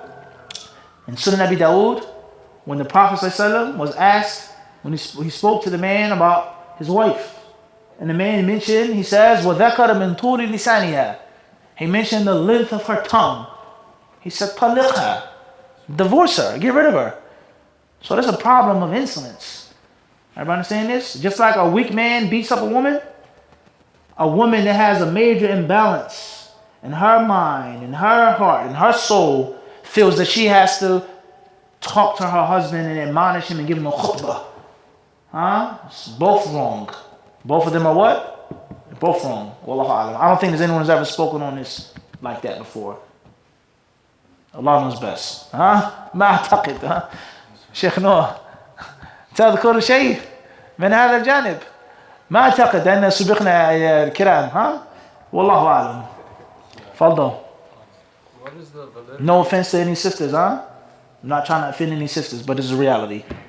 تفضل. What's the validity of the hadith that refers to a group coming out of Khurasan with black flags? Totally weak and inauthentic. Next question.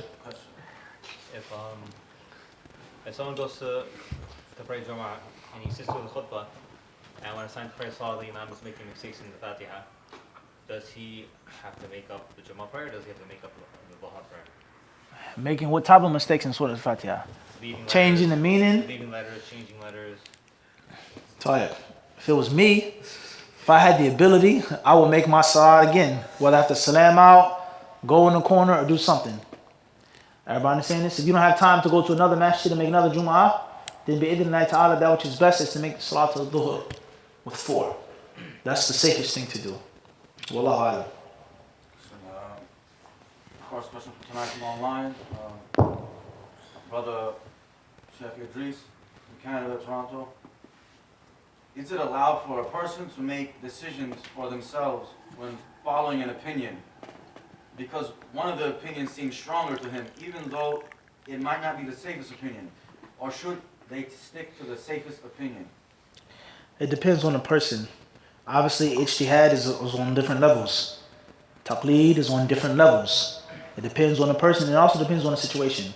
Anything pertaining to sexual relations, a man and a woman, divorce, talaq, khula, anything pertaining to money, anything pertaining to someone's honor, anything pertaining to someone's blood, someone's life, then there lies no doubt the default is to avoid the difference of opinion and take that which is closest to safety. Everybody understand this? Very important concept here. The Fuqaha of Islam, they mention this. Issues of a man and a woman, issues of blood, issues of wealth, issues of honor, stay away from it. Everybody understand this? Other issues may not be as severe. May not be what? As severe. Everybody understand this? This is very important speech of the ulama. When it comes to dima, kalam fil dima, wal furuj, wal a'rad, wal amwal, wal anfus. Khatam. It's very slippery, dangerous slope that you're treading.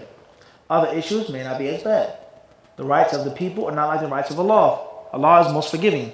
Man is not forgiving at all. Everybody understand this? So it depends on the person, and it also depends on the situation. How much intelligence do you have? Every general 9 to 5 Muslim doesn't mean that they're a total imbecile and idiot. Doesn't mean that. I may not have studied overseas for 10 years, but I have some common sense. I've read some books, I've studied some classes, I have a bit ability to think. And Allah Azza wa Jal, He gave me a mind to use. And this is the view of some of the ulama who hold the view that taqleed is totally haram. Why they say that taqleed is totally haram? They say because Allah gave every human being what? A mind to use. Your mind may be stronger, but it doesn't mean that I have no type of capacity to think. It doesn't make sense. It's clearly wrong. Everybody understand this? So that it depends on the person, and it depends on the situation. Everybody understand this? And just because an opinion or view is the safest doesn't mean that it's the strongest. It doesn't mean that it's what? It's the strongest. So if you researched it yourself, that's one thing. If you were taught and you were educated yourself, that's a different thing. Or you may respect and trust the alim better. I feel Sheikh Noor is more knowledgeable than this one. Even though his view is ahwat, but I feel he's stronger. His knowledge is deeper than his. I want to go with him. So it has to be what? Lazim min tafsir. It has to be what? Detail. Everybody understands? It has to be what? Has to be detail. And usul al-fiqh also applies to the 9 to 5 Muslim as well.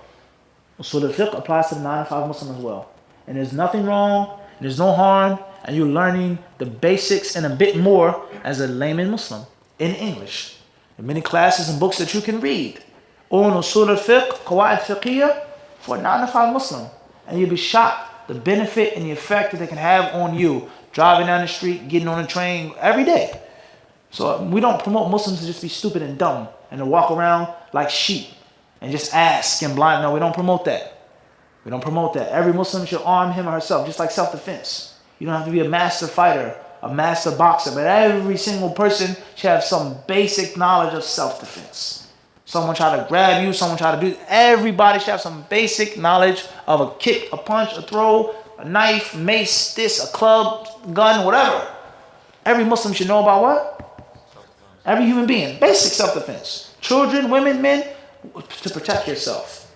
Doesn't mean that I live in a dangerous neighborhood. Doesn't mean I'm involved in crime. It doesn't mean that I want to just get into fights with people, but the basics. And the same applies to what? Usul and qawaid. Taqleed, ijtihad, a view, safest opinion, difference of opinion. Arm yourselves with the what? With the basics. That's my advice. Wallahu ta'ala a'lam. Adam, faddal. How does someone, if they're in a hard situation, they're driving, how can someone, is it permissible for someone to pray driving? In fard or not? As far as fard, no. You cannot pray driving unless it's an extreme situation outside of the car, such as mud, such as harsh rain, extreme cold. It's a wild, vicious animal outside of the car. An oppressor, a villain, that's going to do something to you, or you're going to be in a bad situation. But if there isn't an extreme situation, it is impermissible and unlawful to make the salah in the car, the fard salah. And that's because you have to stand up. Salli qa'iman, فَإِن لَمْ تَسْتَطِعْ فَقَاعِدًا. Al-Hadith. And Imran ibn Hussein clearly narrated, Sahih Bukhari and others, Salli qa'iman. Pray standing up. You can only pray sitting down if you what? If you're high, عدم الاستطاعة. Everybody understand this? So you must stand up. Qiyam is a pillar of the pillars of the salah. Your salah is invalid unless you fulfill that. So therefore, traffic, you got caught, you got stuck, this is that. We've spoken this before about managing your time. Managing your time. We saw fiqh, now, hikmah, traveling. I know I'm going to be stuck. The store's in Manhattan. I'm not going to get back to the masjid. You have to have fiqh of when to travel, when to go. You may have to combine your salat because of a doctor's appointment. Court. I know I'm going to be stuck in court. I know. I'm going to be there for at least 5 hours, at least. Everybody understand this? Fiqh and hikmah. Time management. But worst come to worst, if you're stuck in a car and it just starts pouring down super crazy, you can't get out. It's too cold. It's black ice. It's too dangerous. لا يكلف الله نفسا إلا وسعها. Fear Allah to the best of your ability. Allah doesn't put no responsibility on you that you can't hold up to. Everybody understand this? But it's a regular, normal condition. You cannot pray sitting down in the car. The only time which you can pray a fard sitting down is on a train or a plane in which you don't have the ability to stand up. You don't have the ability to face the qibla. The salah is going to leave. You couldn't combine the salah, etc. Everybody understand this? When you get home, the salah is going to be out. You're not going to be in travel no more, etc. As far as in the Medina, in the city, then you can't do that. Everybody understand this? Hopefully that's clear بإذن الله سبحانه وتعالى. As far as the tatawwu, فيجوز كما وردت به السنة. النبي عليه الصلاة والسلام كان يصلي التطوع على راحلته. يستقبل القبلة يكبر ثم يصلي حيث توجهت به. حيث توجهت به يعني الراحلة الناقة. فهذا شيء وذاك شيء. ويكون على نصف أجر القائم. هذا في التطوع. أما الفرض فلا إلا في حالة صعبة. حالة صعبة. شوف أصلا يعتبر نفسه قائما. رفع اليدين، وضع اليدين على الصدر، تحت الصدر، على السرة إلى آخره. لما يركع أهم شيء أنه الكتفين يتعدى موضع الكتفين. إذا تعدى هذا الموضع كأنه يعتبر ركع أو سجد، ولا يلزم أنه ينحني انحناء تام. لا يلزم من هذا لأن فيه هرج وفيه مشقة وقد يكون فيه ضرر على البدن. لا يلزم أنه ينحني انحناء هكذا، وإنما كما يعني نص عليه بعض العلماء أنه يتعدى موضع القيام الذي هو الكتفان، قل أو كثر كذا هكذا. أما بالرأس المجرد لا نقول بهذا. الإشارة والإيماء بالعينين لا نقول بهذا. لابد أنه يركع ركوعا ما، يسجد سجودا ما. أما الانحناء التام حتى على موضع في الطيارة أو في القطار لا يلزم، لأن هذا فيه مشقة وهرج، وقد يكون هذا أصعب وأكثر يعني ألم من الركوع في حال القيام. هذا هو باختصار. الفقهاء نصبوا على هذه الأحكام: الصلاة في الكراسي، الصلاة في حال القعود. هذا هو الملخص. والله أعلم. Well, from online, Assalamu alaikum, my name is Sultan. Does Hajj become farad on someone if they can afford to take only themselves or their family? What if they cannot find a babysitter? Is it farad once you can't afford to take your entire family? Hajj becomes fard when you have the ability to make it. And the ability is the funding to, there, and back. Safety in the road is not an immediate extreme danger. You have the ability to successfully get there and come back in one piece. Not saying that you're not going to get beat up and roughed up a bit. It's reality. But it's not something that's threatening your life. I have the money to go, I have the money there, I have the money to come back, along with my bills and my necessities at home. I go to make Hajj, the electric bill is not going to get cut off. The water, everything is going to be there. Everybody understand this? So if you have a baby, you don't have a babysitter, then there's no doubt your baby being taken care of is like your electric bill. More, obviously, but it's a basic day-to-day necessity. It's a basic day-to-day necessity. Let's say that you're going to make Hajj and you found the babysitter, but you don't have the money to pay him. You don't have enough money to pay them for 2 weeks or 10 days or 3 weeks. Obviously, you still don't have to what? You don't have to make Hajj. Everybody understand this? However, what's the chances of this? You have nobody to watch your child? Mother, mother-in-law, uncle, aunt, your close friend at the masjid, what's the chances of that? No one. I have the money to make Hajj. Allah is blessing me, and no one is going to step up. I'll take the baby. I'll what? What's the, huh? Sean, what's the chances of that? In my view, very slim. Very slim. Somewhere, somehow, somebody, some friend, some family can watch the child. Everybody understand this? As far as your entire family, it's not mandatory. A man does not have to pay for his wife to make Hajj. It's not mandatory. It's not obligatory. If he does, that's a good thing. If he has millions of dollars and he doesn't take on a Hajj, it's not necessarily haram for him not to do that. It's not a good thing, but it's not like something that he has to do. If he has the ability to make Hajj, he has to go by himself. If he has the ability to take his family, then he should take his family. But it's not something that's yelzim, that is required to do. Everybody clear on this? So if you don't have a babysitter or any other necessity or harm, then you're exempt from making the Hajj. Your car, your house is going to be taken away. It's going to be this. They're going to break, whatever the case may be. Everybody understand this?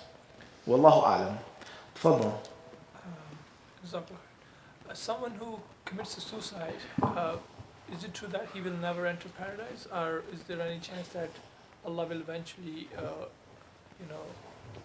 The authentic hadith teach us that those who commit suicide will be punished by the means with which they made suicide. Poison, jumping from a building, stabbing yourself with a sharp blade, a knife, or whatever the case may be. That's what the authentic hadith teach us. And that's what we say, and that's what we hold. Everybody clear on this? The general rule is that anyone who dies upon La ilaha illallah Muhammad Rasulullah, anyone who did not die upon major shirk, major kufr, major nifaq, major dhulm, major fisk, they're still in the fold of Islam. And suicide is not from the things which nullify Islam. The ulama of Islam have not mentioned that suicide is something which nullifies your Islam. So therefore, if they're still a Muslim, they died upon Tawheed, they didn't die upon shirk, no matter what their deeds were, then we believe that their eternal or their final resting place will be paradise. The final resting place will be paradise. Whether they're punished, whether they're forgiven, whether there's intercession, whether they're punished for years, waliyadhu billah, burnt, scorched, and tortured, or not.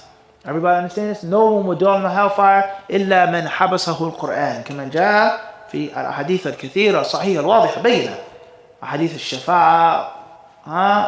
This is the way of Ahl al-Hadith. Everybody understand this? So therefore, you're stuck between a rock and a hard place. Suicide, ahadith, ayat, ijma' about those who say la ilaha illallah will enter paradise. Everybody understand this? Or وَمَنْ يَقْتُلْ مُؤْمِنًا مُتَعَمِّدًا فَجَزَاؤُهُ إيش؟ كمل. وَالْعِيَاذُ بِاللَّهِ. لكن مع ذلك, we say that these texts that talk about someone being in hellfire forever mean one of the following things. Number one, أن هذه النصوص إنما خرجت مخرج الزجر الشديد. الزجر لا تقربوا القتل، لا تقربوا الانتحار، لا تفكر في الانتحار مهما كان الوضع. عرفت؟ زجر شديد is these things are meant to inhibit you and hinder you from even thinking about doing that horrific act, killing a Muslim, committing suicide. And it doesn't necessarily mean that you're going to be in hellfire forever, but because the sin is so horrible, so terrible, so formidable, that the Quran tells us, or the Hadith tells us, what? You're going to be in hell forever. That's the first understanding of these texts. The second way of understanding them is al-maqsudu bit-ta'bid al-khulud al-muqf al-tawil, is an extremely long stay in the hellfire. طبعا هذا القول فيه ما فيه، خاصة إذا جاءها بمؤكدات خالدا مخلدا فيها أبدا. هذا صعب نقول هذا المقصود بالمقف الطويل. عرفت؟ However, هكذا يقول بعض العلماء. They say that what's meant by these texts, especially the hadith about suicide, he'll be in the hellfire forever, jumping off the cliff forever, drinking the poison forever. They say what's meant is that it's a very long time. القول الثالث في توجيه هذه النصوص التي هي ظاهرة التعارض، ظاهرة وما نقول أنها متعارضة.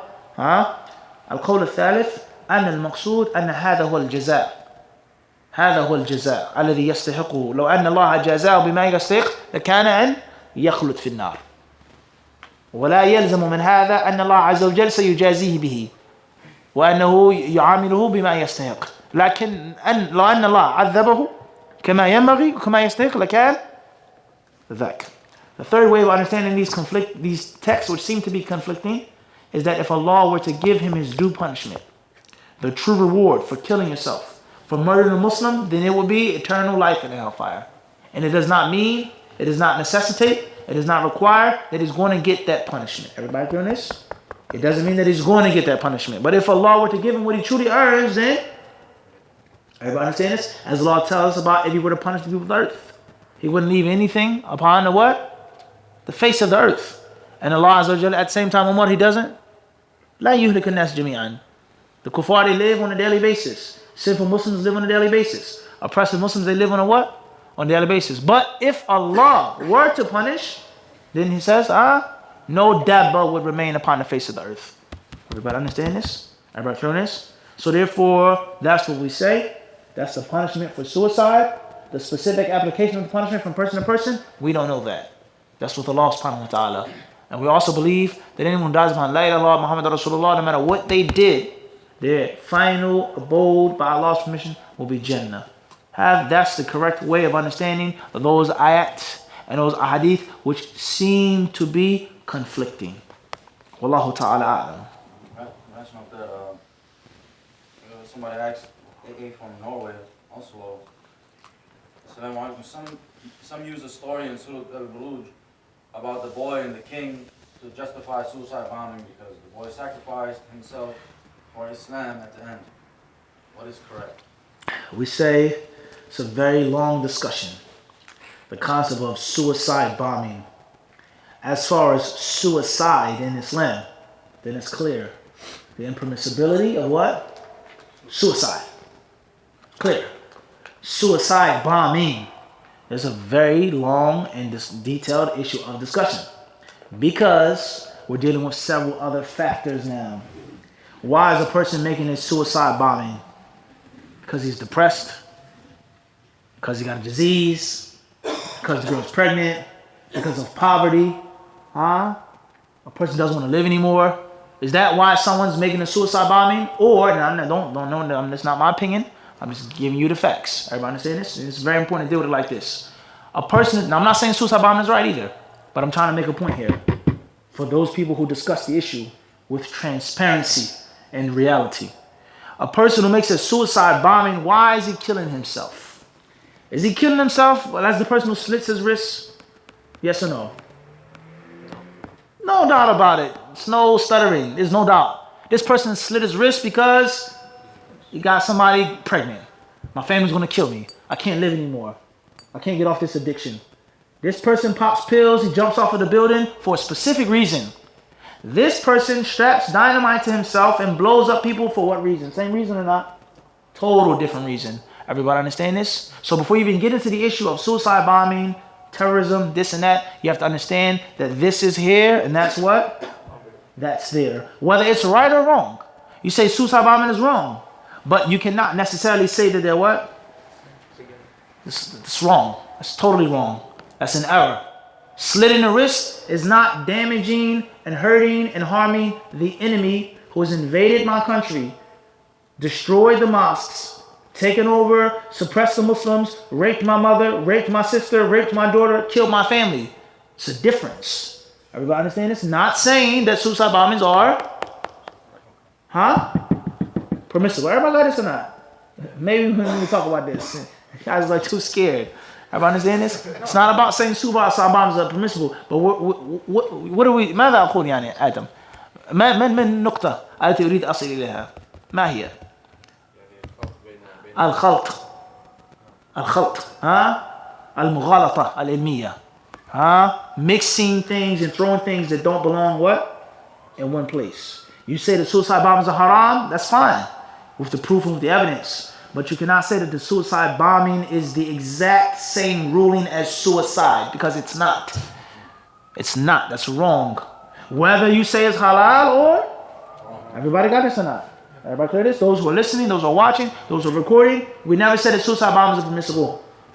Everybody understand this? We're making a point here.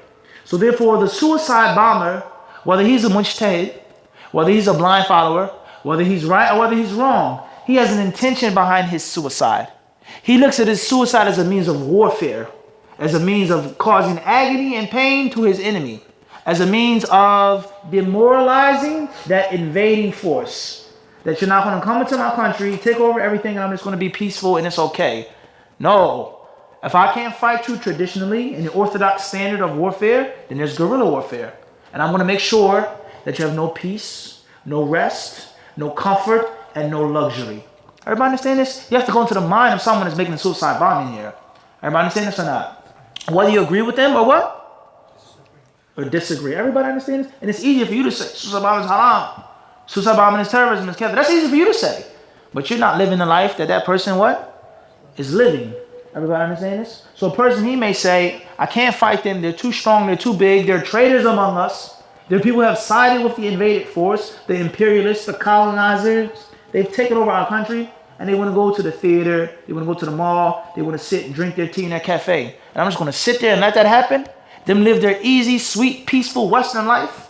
And they just destroyed everything that means something to me of deen and dunya?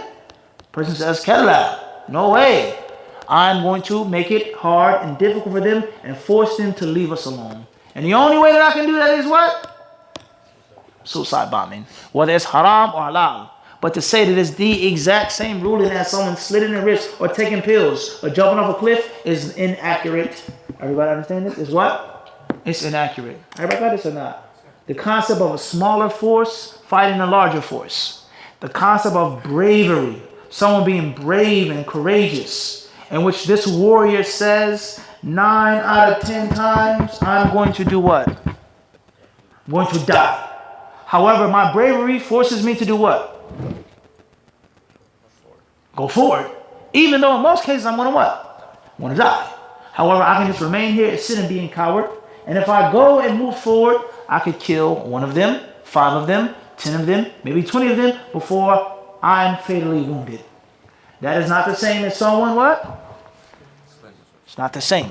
So don't say that they're what? They're the same. Everybody understand this? As far as the hadith of the Sahib, the boy, he was shot by the arrow in the name of the boy, etc. Everybody understand this? Then you're going to deal with the suicide bombing issue based on Kitab, Sunnah, and Ijma. As far as political influence, worldly influence, this influence, suicide bombing is haram because we're allies with this country, we're friends with this country. That's a different story, and we're not dealing with that right now. Everybody understand this? And if you look at the entire concept of a smaller force fighting a larger force, unorthodox warfare, guerrilla warfare, there are many things and statements that you can call foolish. It's foolish for 10 people to fight 100 people. That's what? No, someone's going to say, well, something else about it. It's what? Suicide? Suicide, what I doubt. 10 people versus 100? You're going to say that's what? Suicide. But to these people who've been oppressed and wronged, they consider that to be what? Bravery. They consider that to be chivalry. Perhaps Allah will support us. Everybody understand this? So you have to deal with suicide bombing like this. You feel that suicide bombing is haram because it's suicide. Play it. Regardless of whether it's the same type of suicide or not, you're taking the soul. That's one thing. Someone could say that. Suicide bombing is haram because it causes a greater harm. The kuffar kill more Muslims, bomb more Muslims. Play it. La bas. Suicide bombing is haram for kada and kada kada. La bas. But don't make suicide bombing something that it isn't. We're not promoting or condoning suicide bombing, but we're just dealing with a scientific issue. Everybody got this or not? Everybody understand this? Whether you agree or whether you what? Disagree. But you have to be very careful. You have to be very careful between a political influenced ruling and between actual kitab, sunnah, and ijma. Using the hadith of the ghulam, of the sahib, if you're a mujtahid, then that's one thing. If you're blindly following someone else, then that's what? Something else. If you take the adillah against suicide bombing and you neglect the adillah for suicide bombing, then that's what? That's one thing. Deal with the issue, openly, publicly. As far as the differences between suicide bombing in a Muslim country and suicide bombing in New York City, obviously there's going to be what? A huge difference between the two. Everybody understand this? You getting on a train and blowing somebody up. It's not the same as you killing an enemy on the battlefield, which is considered to be suicide. Everybody understand this? The young boy, he offered himself to be killed for establishing Tawheed. It's not the same as you just going into a coffee shop and say, Bismillah, Allahu Akbar. What harm are you causing to the enemy? What stance did you make? Who are you? Everybody understand this? So we have to be mindful of all of these things. Everybody understand this? We have to be what? Mindful of all of these things. I'm not meant to make anybody feel uncomfortable. Huh? And inshallah, no one leave this masjid or anyone listening online go and say Mufti Muhammad Bunir is what? Condoning suicide Bahamians. Because we never ever what? لم نقل بهذا. We never said that. وإنما حذرنا من المغالطة. We warned from inaccuracy. Deen and what? Dunya. Wallahu ta'ala alam. Fadl. Is Al-Khidr considered a prophet? The correct view is that Khidr is a Nabi. Next question. With regards to what advice would you give to a student of knowledge that is too shy when someone asks them to give a khutbah or give a lecture? You say there's people better than me. They I'm not that But high level. we say it depends. If there are people that are better than you, then that's one thing. If there are people that are more qualified than you, then that's one thing. فعلا في ناس أولى مني فعلا. Or if a person is غير أهل فعلا لسه ما تأهل فعلا. However, there isn't someone who's more qualified than him. However, a person is qualified to give the khutbah. However, there's a hajj, there's a need for you to give the khutbah. In this masjid or another, then there's a difference between shyness and between cowardice. شتان ما بين الأمرين التواضع والاستحياء وبين الجبن. إنسان يكون جبان وإنسان يكون مستحي. إنسان يكون يحترم الذين سبقوه في الطلب. هم أولى مني أعلم وأحسن وأخبر مني. هم أحق بهذا الشيء مني. طيب لا بأس. That's Islamic. هذا من الدين من السنة. لكن الإنسان يكون جبان يتخوف Everybody understand this? هذا مرفوض. So it depends on the time and the place. If the people really need you, there's a need for you, then you have to step up. And who is qualified today? What scholar of today will be a scholar according to the standards of the past?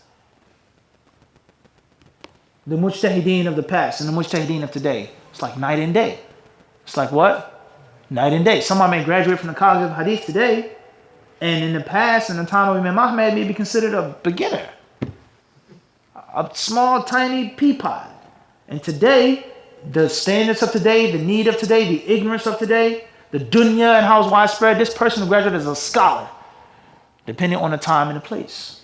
So there's a balance between being shy, there's a balance between being a coward. Everybody understand this? Most importantly is, if you're not qualified to give the khutbah, you're not qualified to speak, when will you be qualified? When will you step up? When will you learn? Everybody understand this? Shaykh al-Islam ibn Taymiyyah, Hafiz bin Hajj, all these great ulama, they come out of their mother's wombs with what? As we read, they didn't know anything, and they had to learn, they had to step up. Everybody understand this? So there has to be a balance. There has to be a what? A balance. Don't be hasty. Don't be conceited. Don't think that you know everything. Don't think you can do everything, but at the same time, don't be a coward. Don't look down upon yourself. Don't scorn yourself. Everybody understand this? Don't waste your opportunity. And if your teacher or someone who's more knowledgeable than you, if he says give the khutbah, and you say, no, I'm not ready to give the khutbah, I'm not qualified to give the khutbah, that's disrespect. أنت تقول أني سفيه. أنا أرى أنك أهل الخطبة وأنت تقول لا لست أهل. You've made me stupid, Khalid. You're qualified to lead the salah. No, Mufti, I'm not. In other words, Mufti, you don't know what? You know what you're talking about. It's disrespectful. So there's a balance. Wallahu ta'ala alam. Fadl. Wa alaikum assalam wa rahmatullah. Is your family eligible for zakat, like your in-laws or your wife? Someone that you don't have to spend upon, you can give the zakat to them. بل يجوز الانفاق يجوز دفع الزكاة إلى من تجب عليك نفقته بشرط أنك لا تحسب ولا تحتسب الزكاة النفقة الواجبة. إذا فرقت هذه الزكاة مالي وهذا هي النفقة الواجبة عليك فلا بأس بذلك. لا بأس بذلك بهذا الشرط لأنك تجمع بين حسنيين الإنفاق والصلة. عرفت كيف؟ والغلط والخطأ الذي انتشر في الناس لا يجوز دفع الزكاة إلى من تجب نفقته. لا مو صح، هذا ليس بصحيح. إذا فرقت هذا في مكان وذا في مكان فلا بأس بهذا. عرفت كيف؟ هذا القول الراجح الصحيح عند الفقهاء. As long as you separate the two, and you have a clear distinction, you differentiate between the two. This is my zakah that I'm giving you, and this is your duty, or this is your allowance to my son or to my wife. My zakat, I'm not using it to run away from buying you new clothes and taking you out and feeding you and paying the bills. Everybody understand this? Why give a total stranger my zakat and I can give it to a family member? Everybody understand this? We've done a 5 minutes of faith on this as well in Canada last year. Everybody clear on this? However, there are some family members that you don't have to spend upon, such as a distant relative, someone who doesn't live in your household, that you don't have to spend upon. There's no problem with you giving them the zakat without a difference. But someone that you must spend upon, you can give them zakat as long as you what? It's clear that I'm not running away from your allowance by giving you my zakat. Everybody got this? It's $100 for my zakat, and this is the $300 that I owe you, that I give you every week or every month. Everybody clear on this? Be the next final ta'ala? Because you're doing two good things at once, killing two birds with one stone. You're paying the zakat, and you're also spending upon your family members, and you're treating them kindly, which you have been commanded to do. Wallahu a'lam. Feast. Assalamu alaikum, hope you're well. What is the difference between fu'ad and qalb in the Quran? The difference between fu'ad and qalb in the Quran, la adri. I don't know if there's a difference. Ma'alam. Assalamu alaikum, from New Jersey. When reading hadith, do you recite the Arabic with the same tajweed Quran as the part? No, don't recite the hadith with tajweed. If you do, if you choose to do that, with regards to some recordings that you may find online, then that's one thing. To make it easy, to make it simple. But the general rule is that when you're reading a hadith, you're studying a hadith, you're in a sitting of hadith, you don't use the rulings of tajweed. And it's something that we told many of the brothers about here in this masjid online. وَعَنَّ عَبِدِ اللَّهِ لا, it's no قلقلة. قلقلة خاص بالتجويد. عن عبد الله بالسكون. عن ابن عباس. عن ابن عباس. There's no قلقلة here. Everybody understand this? There's no idgham and gunna and this and that. That's the rulings of the Quran al-Kareem. But rather, some of the ulama, they say that when you're doing a lecture or a class and you quote the ayah, you don't read it with tajweed. Some of the ulama, they say that tajweed khasun bis salah and tilawa of the Quran. Wallahu ta'ala alam. What is the ruling on praying with a modern hat? Praying with a modern hat, if there's nothing on it that nullifies the salah, la ba's. A cap, a beanie, a scully, a fur hat, it's not najis. It isn't something that's haram. It isn't something that has a cross on it or some type of demonic, Masonic type of figure, something like that. La ba's. It's not haram. It doesn't nullify the salah. It could be a good thing, whereas you're covering your head. And the general rule is that a Muslim should cover his head. A Muslim man, when you make salah, you should cover the head. Is it mandatory? Is the salah bad? I'm not discussing that. But it's best and preferable to cover the head. A kufi, a skull cap, a hood, whatever you have. That's the general ruling. So you have on a baseball cap and a baseball cap with the Pittsburgh Pirates. Tight Pittsburgh Pirates, these socks, nothing. Say Pirates, right? Okay, you have a P on your head. A P. It's not a cross. It's not an actual human being or something like this. It's not najis. La best. Or a P, Philadelphia Phillies, or the Flyers, or whatever you have, whatever logo. Well, other logos may be different. You may have a Pittsburgh Pirates hat with the actual pirate on the front. The actual pirate with the dagger in his mouth. That's a different story. Or your Toronto Blue Jays, that's what? That's a different story. Everybody understand this? That's what? That's a different story. But the general ruling is that it's nothing wrong with it. And this also has nothing to do with the ruling on wearing hats. Should I wear a baseball hat? Kharij al-mawdu'. That's what? Outside the topic of discussion. Wallahu a'lam. Fadno. So, is the hadith regarding that people, one of the ashratul salah, that people will return to traditional weapons such as swords and arrows? Is that hadith? There are hadith about shooting arrows. Yes, there are hadith regarding that. They will shoot their arrows to the sky and they will return with blood upon them. What do they mean? How is that interpreted? Will technology go away and fade? Different story. But there are a hadith regarding that. Let alone the fact that let alone the fact, malish, yani, when you start talking about a traditional weapon, just because it's traditional doesn't mean it's obsolete and it isn't used anymore. It may not be as used, it may not be as useful, but it doesn't mean that it's totally obsolete, depending on the time and depending on the place. What's important is the usage of a weapon. Is made for what? Harming something. An animal, an enemy, whatever that thing is. A rock, a stone, a spear, whatever that thing is. Everybody understand this? Wallahu ta'ala alam. That's in brief.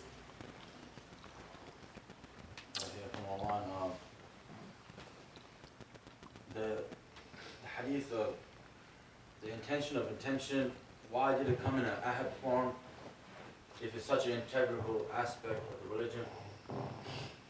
A hadith, إِنَّمَا الْأَعْمَالُ بِالنِّيَّاتِ. If it's such an important, integral part of the religion, why is it ahad? We say, obviously we're trying to keep things easy and brief. However, some questions require more time than others. First and foremost is ahad and mutawatir. Where is this from? The Muslims? Ahl hadith? Or other than Ahl hadith? Who you start using these terms? Mutawatir, ahad, mashhur, aziz, gharib. Who? The people of hadith or other than the people of hadith? That's first and foremost. Secondly is, the people of Islam, was it a condition that there had to be a certain number of people who narrate for it to be important or accepted? Is that known in Islam or foreign to Islam? Everybody understand this? Thirdly is, if the hadith is reported in a sound manner, there's nothing wrong with the matan. Al-matan salim min ash-shudud wal-illa. As-sanad qad sahha. وقامت به الكفاية for that. There's no need for more if it's sufficient. Last but not least is, this question is something that was brought up by the Orientalists.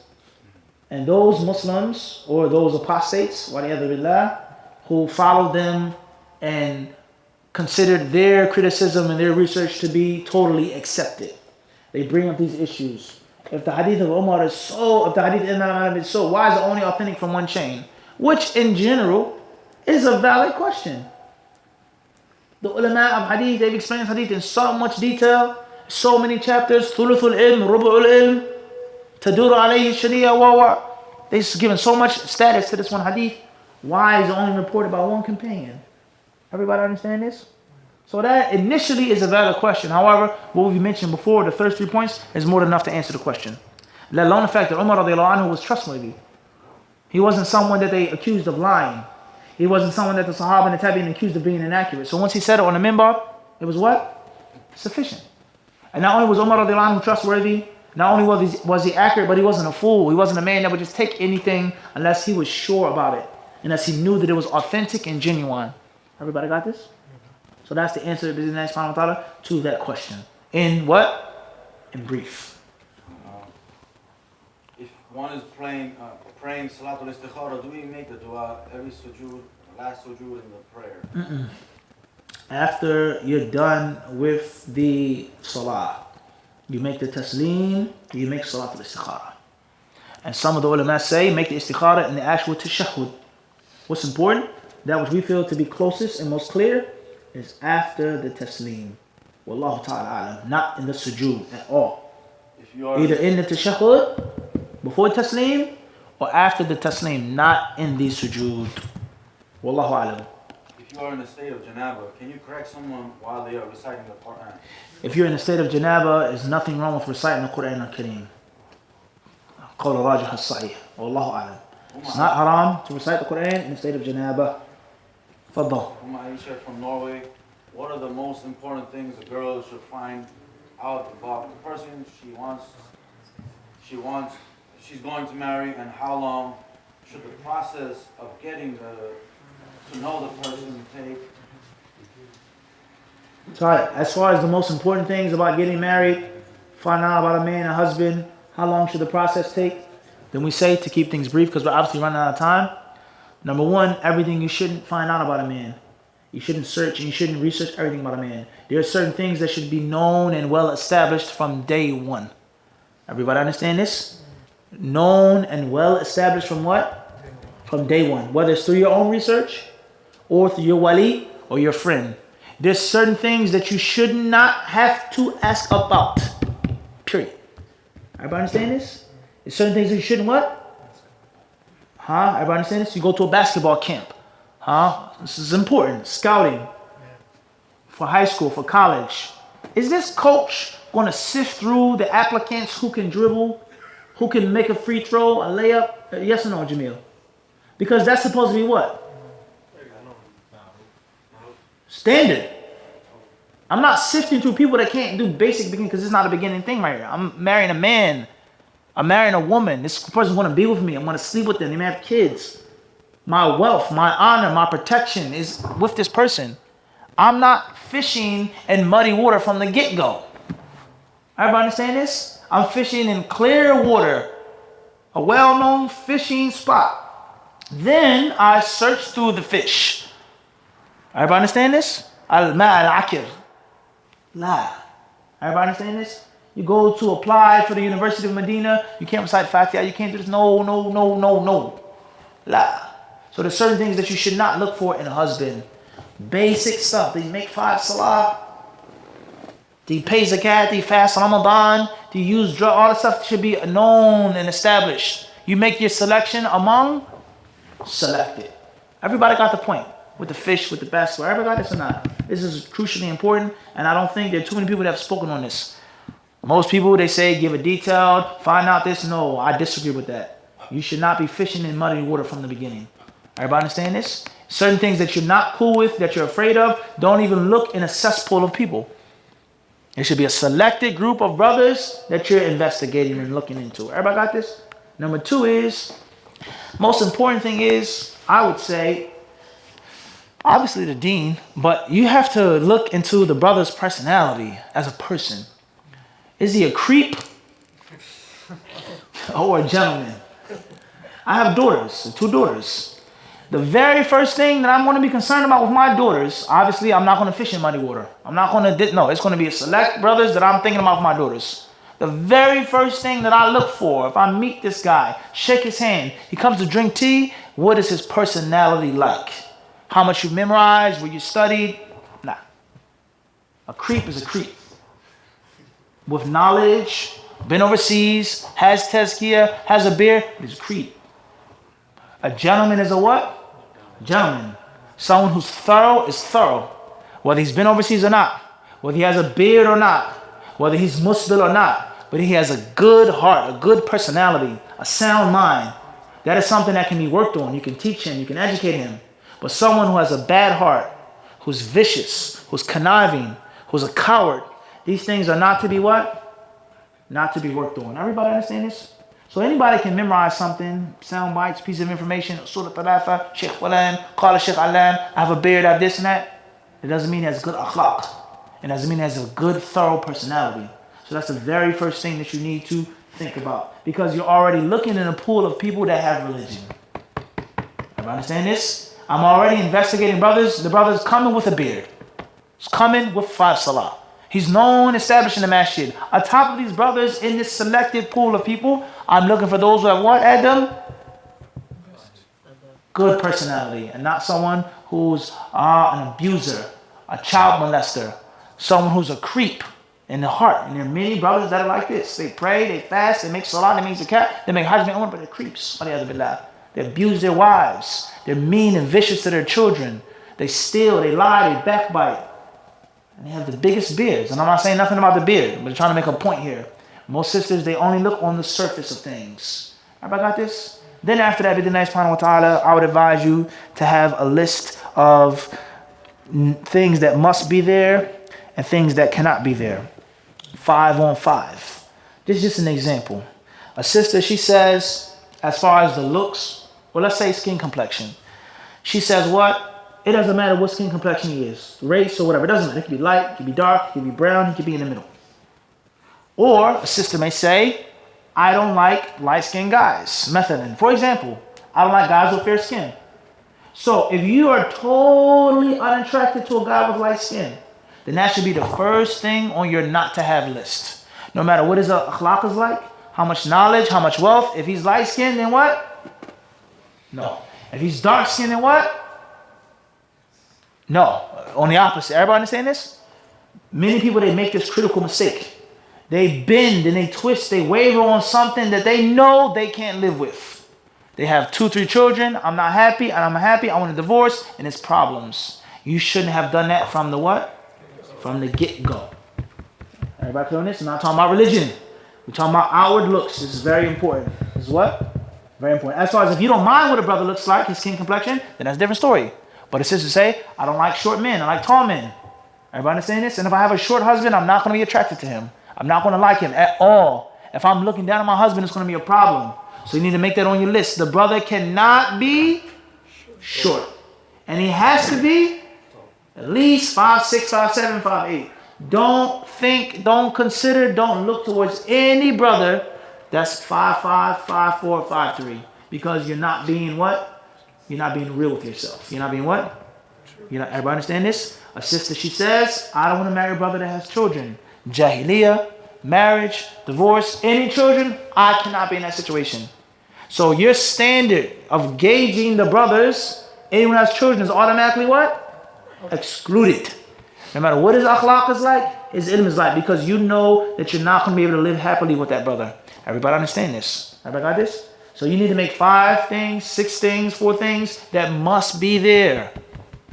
And 5 things that cannot be there. From the what?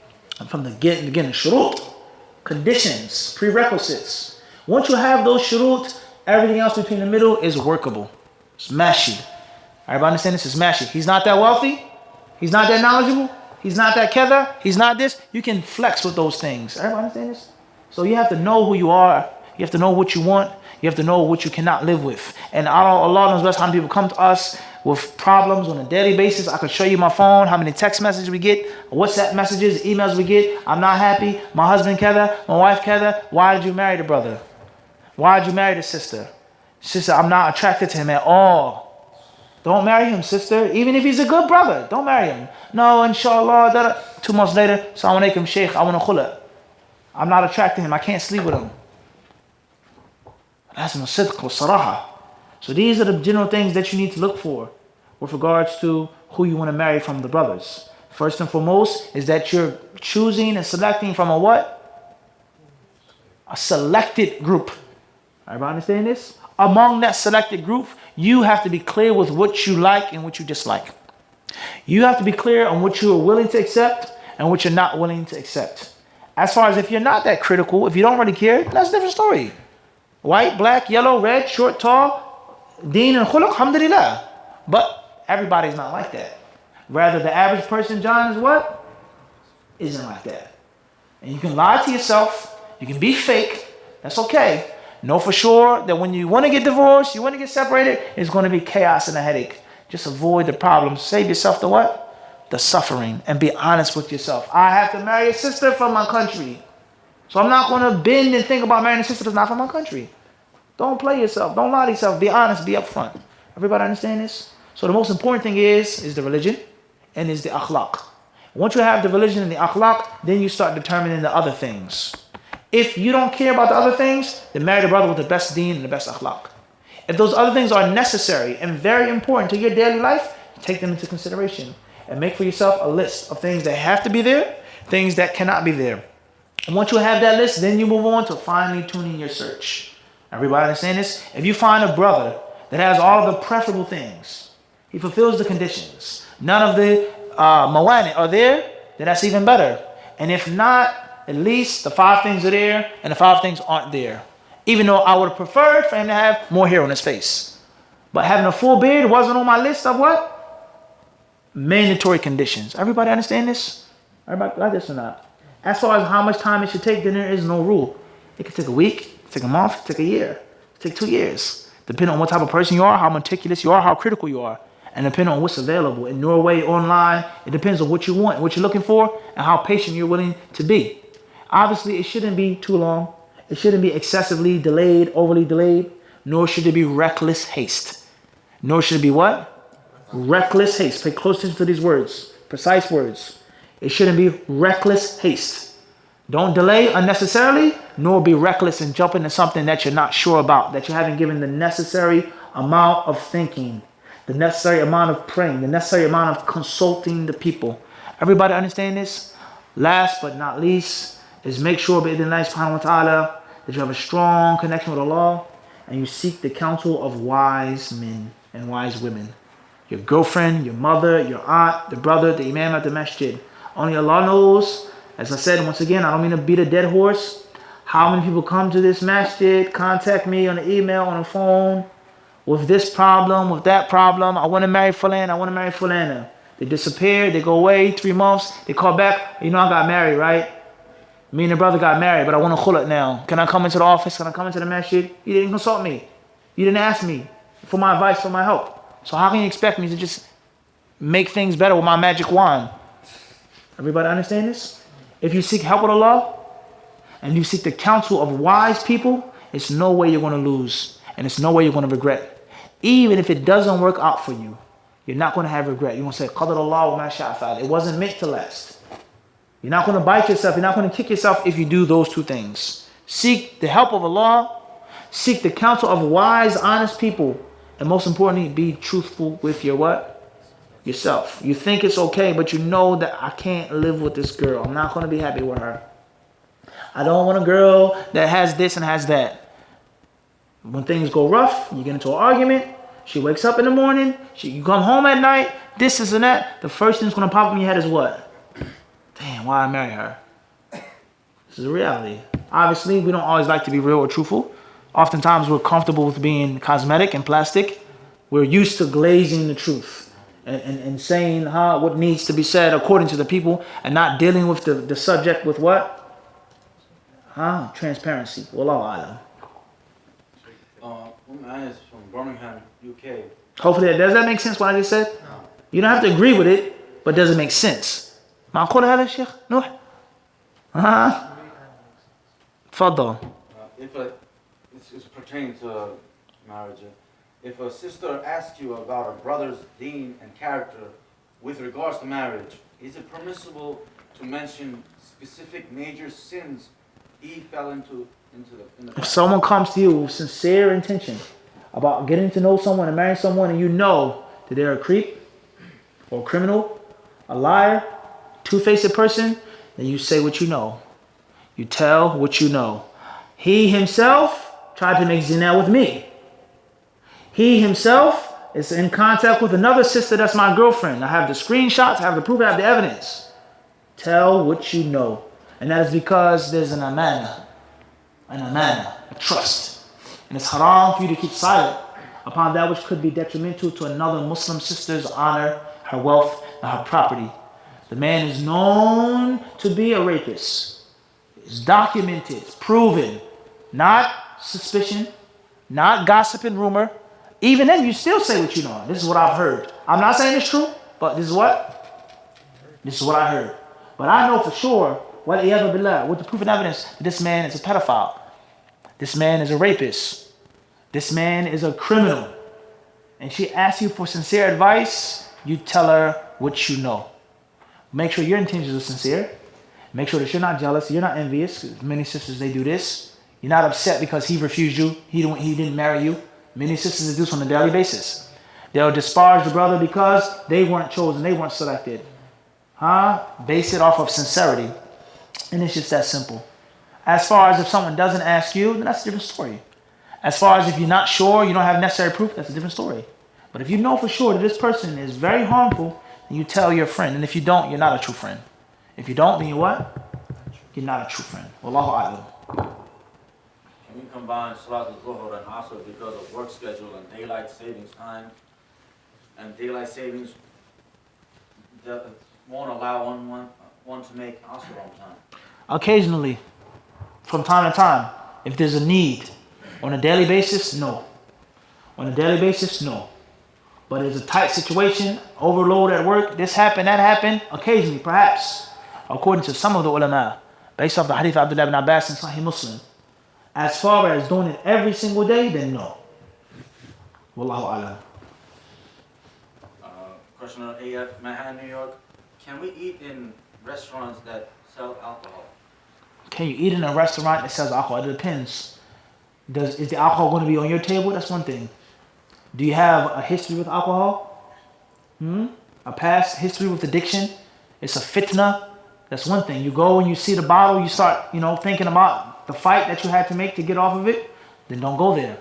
as far as if you never have a problem with alcohol, okay, the alcohol is not on my table, it's on a different section, the bar is there, other people are drinking, I'm not drinking, then perhaps, everybody understands? We say what? Perhaps. It's obviously best to avoid the restaurant. But avoiding the restaurant that serves alcohol is no different than the issue of the cab. The only reason why I went to this restaurant is because it's a better situation than that restaurant. The food is cleaner, there's no pork, there's no kether. Everybody understand this? Sometimes you're stuck between a rock and a hard place. And you have to take the smallest, the little, tiny harm instead of taking the bigger, giant harm. And that goes back to what I said about traveling. Fiqh, wisdom, and being realistic with yourself. Being what? Realistic with yourself. If you can avoid it, there's no doubt you shouldn't eat in a restaurant that has alcohol in it, period. You don't need to go to that restaurant that has alcohol. But to say that it's haram, I'm not drinking. The alcohol is not near me. I'm minding my business. I'm eating the halal food, it's a seafood restaurant. I leave. Everybody understand this? Or maybe in instance, you may have to take your wife out. You can't take your wife out to a romantic dinner at this halal burger joint. It's a reality. It's a haqiqah. You can't take her out there. This is the best, cleanest place. It's low key, but people over there have alcohol. But we're not ordering alcohol. It's a different story. Everybody understand this? But it's obviously best to totally avoid it, especially if you have a past with alcohol and it's a fitna. Because Allah Azza wa Jal, He told us not to go near zina. Wala taqrabu zina. Don't what? Don't go near zina. Everybody understand this? Wallahu ta'ala alam. Tariq Ibn Dalal, USA, Flint, Michigan. May Allah preserve you and your family. Regarding the woman who misses the fast of Ramadan because of pregnancy and nursing, does she only make up the fast, or does she also have to feed the poor person along with making up the fast? May Allah bless you. May Allah bless you and preserve your family as well. I mean, first and foremost, please go to the lecture that we did called The Fiqh of Fasting. Hadith Disciple workshop we did at Masjid Ansar. In the beginning, was it July? We did this conference in which we spoke on the issue with some type of detail with regards to making up the days, feeding, fasting, etc. Everybody clear on that? That's first and foremost. To keep things simple and summarized here, it's a very long issue of khilaf among the ulama, the salaf and the khalaf. The safest thing to do is to feed and to fast. Feed and fast. That's the what? Safest thing to do. Not necessarily the strongest view, but that's the safest thing. So if you can do that, cover yourself and avoid the khilaf. As far as 2 Ramadans, 3 Ramadans, 4 Ramadans, I don't have that much money, I don't have that much wealth, and it's a clear hardship, then that which is apparent is that nothing is obligatory upon her. Wallahu ta'ala a'lam. That's a summary, very long issue of khilaf among the fuqaha. Wallahu a'lam. Navish from New Jersey. Assalamu alaikum. Are hadith scholars able to determine timelines for similar hadith or contradicting hadith? From the sciences of hadith is understanding the text of the hadith. The scholars of hadith are not mules and donkeys. They just carry around narrations. Not saying that the sister or the brother or whoever said no, but some people they think this. The scholars of hadith, they memorized, they critiqued, they investigated, and they had the strongest and most powerful minds. And they could declare and determine hadith to be inauthentic, to be authentic, based off of several things. The isnad and the text, the metin without the isnad, etc. So therefore the ulama of hadith, they knew what was authentic and that which was not authentic based off of science. Clear, known principles. Walillahi alhamd. Everybody understand this? Just because a hadith was da'if or fabricated or weak, it doesn't mean that they didn't narrate it and pass it down to the next generation. It doesn't mean that. Every hadith that's found in a book does not mean that it's acceptable. It doesn't mean that this imam considers it to be acceptable, but his job is to pass it on.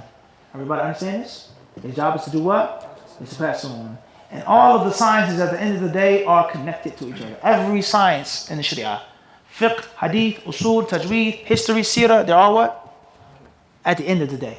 So to be a true hadith master, you have to know fiqh. You have to know usul, you have to know qawaid. You have to be versed in aqeedah and tawheed. You have to know tafsir. To be a true scholar of tafsir, you have to be versed in hadith. To be a true scholar of seerah, you have to be versed in this and that and so on and so forth. Let alone for someone to be critical, to criticize, to reject, to have his own personal reservation and opinion. You have to be an expert in those other what? Those other fields. So therefore the ulama of hadith, they differ in their level and their rank. Just like the ulama of fiqh differ in their levels and their ranks. They aren't on one level. But the masters of hadith, without a doubt, were masters of fiqh, masters of tafsir. They were ulama in every sense and meaning of the word. And just because they didn't busy themselves with a science or a field doesn't mean that they were weak in it. Everybody understand this? So therefore, as far as today, then there are some hadith which seem to be outdated. Some hadith which seem not to make sense. Waliyadu billah. Some may say, they may say this. Some hadith which may seem to conflict and contradict modern science, modern medicine, so on and so forth. The question that we answered last night about the sulb and the tara'ib, the spine, the loin, the breastplate, the ribs of the woman, everyone understand this? Is a perfect example of how people don't truly understand things in Arabic. How people don't understand things in English. How people are removed and they're far from culture with language. Or from that which is a scientific theory and that which is a scientific what? Fact. Everybody understand this? And most people when they talk about hadith being contradictory, the hadith of the fly, this, that, the sun, the moon, they're mixing these things together. Last but not least, the gem of Shaykh al-Islam ibn Taymiyyah, in which he says, إِنَّ الشَّرِيعَةَ لَا تَأْتِي بِمَا يُنَاقِضُ الْعُقُولِ. He says, the Sharia قد تأتي بما لا تدركه العقول. The Sharia, nothing in the Quran, in the authentic hadith, is that which goes against sound intellect. But there are things in the Quran and in the authentic hadith authentic hadith, that the aql, the human mind, cannot fully grasp. We don't understand it, but it doesn't mean that it goes against common intellect and sound fact. Everybody understand this? Supra-rational. Huh? Supra-rational. Hakada. Everybody clear on this? So therefore, this is the summary of this answer. Please go back to the lectures that we've done on hadith, the book reviews that we've spoken on, the whole fighting conflict between the fuqaha, muhaddithin, orientalists, mustaghribin, so on and so forth, the different groups and parties with regards to the sunnah. And all of them, they have different names, they have different titles, but they unite upon one thing. And that is the derogatory look towards hadith and sunnah. Waliyadu billah. Some who say hadith and sunnah are the reasons why the Muslims are where they are today. Hadith and sunnah look down upon women. Hadith and sunnah promote racism. Hadith and sunnah promote violence. Muhammad sallallahu, what he told, what he encouraged, what he taught, is the reason behind every calamity in the world today. La ilaha illallah. No one can say this who has iman in his heart. Wallahu a'lam. This is in brief, obviously. Faddal. What can we advise people or tell people that they say, there's some hadith in Bukhari, which would they say that the Prophet tried to commit suicide, or they say these kind of statements about general things in hadith. How do we speak, if family members or any other people, they have a lot of misconceptions of them? Clear. First and foremost, فيما يتعلق بالشطر الأول من السؤال أن النبي عليه الصلاة والسلام أراد الانتحار يتردى من الجبل وإلى آخره. قد أجبنا على هذا السؤال وبينا بأن هذا موجود في جامع الإمام البخاري، لكن ليس من قول عائشة وليس من قول الرسول، إنما فيما بلغ الزهري، فيما بلغنا. فيكون هذا المقطع من الحديث من مراسيل الزهري والبلاغات، وهذه البلاغات والمراسيل لها أحكام خاصة مذكورة في مظانها في كتب المصطلح وكتب التخريج، ليس مرفوعا إلى النبي عليه الصلاة والسلام ولا إلى زمن النبوة فيما اتصل به السند، فيما اتصل به السند. عرفت هذا؟ فهذا من في بلاغات الزهري. من حدث الزهري بهذا؟ صحابي تابعي ما ندري، فلا يثبت ولا يصح هذا مرفوعا إلى النبي عليه الصلاة والسلام بالسند المتصل على شرط الإمام البخاري. عرفت هذا؟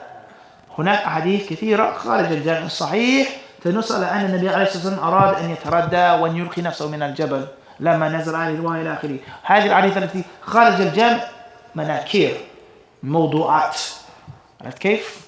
فإما يكون من بلاغات الزهري ومراسيله، وما يكون أحاديث ضعيفة موضوعة، وما يكون فيما هو مبثوث في كتب السيرة.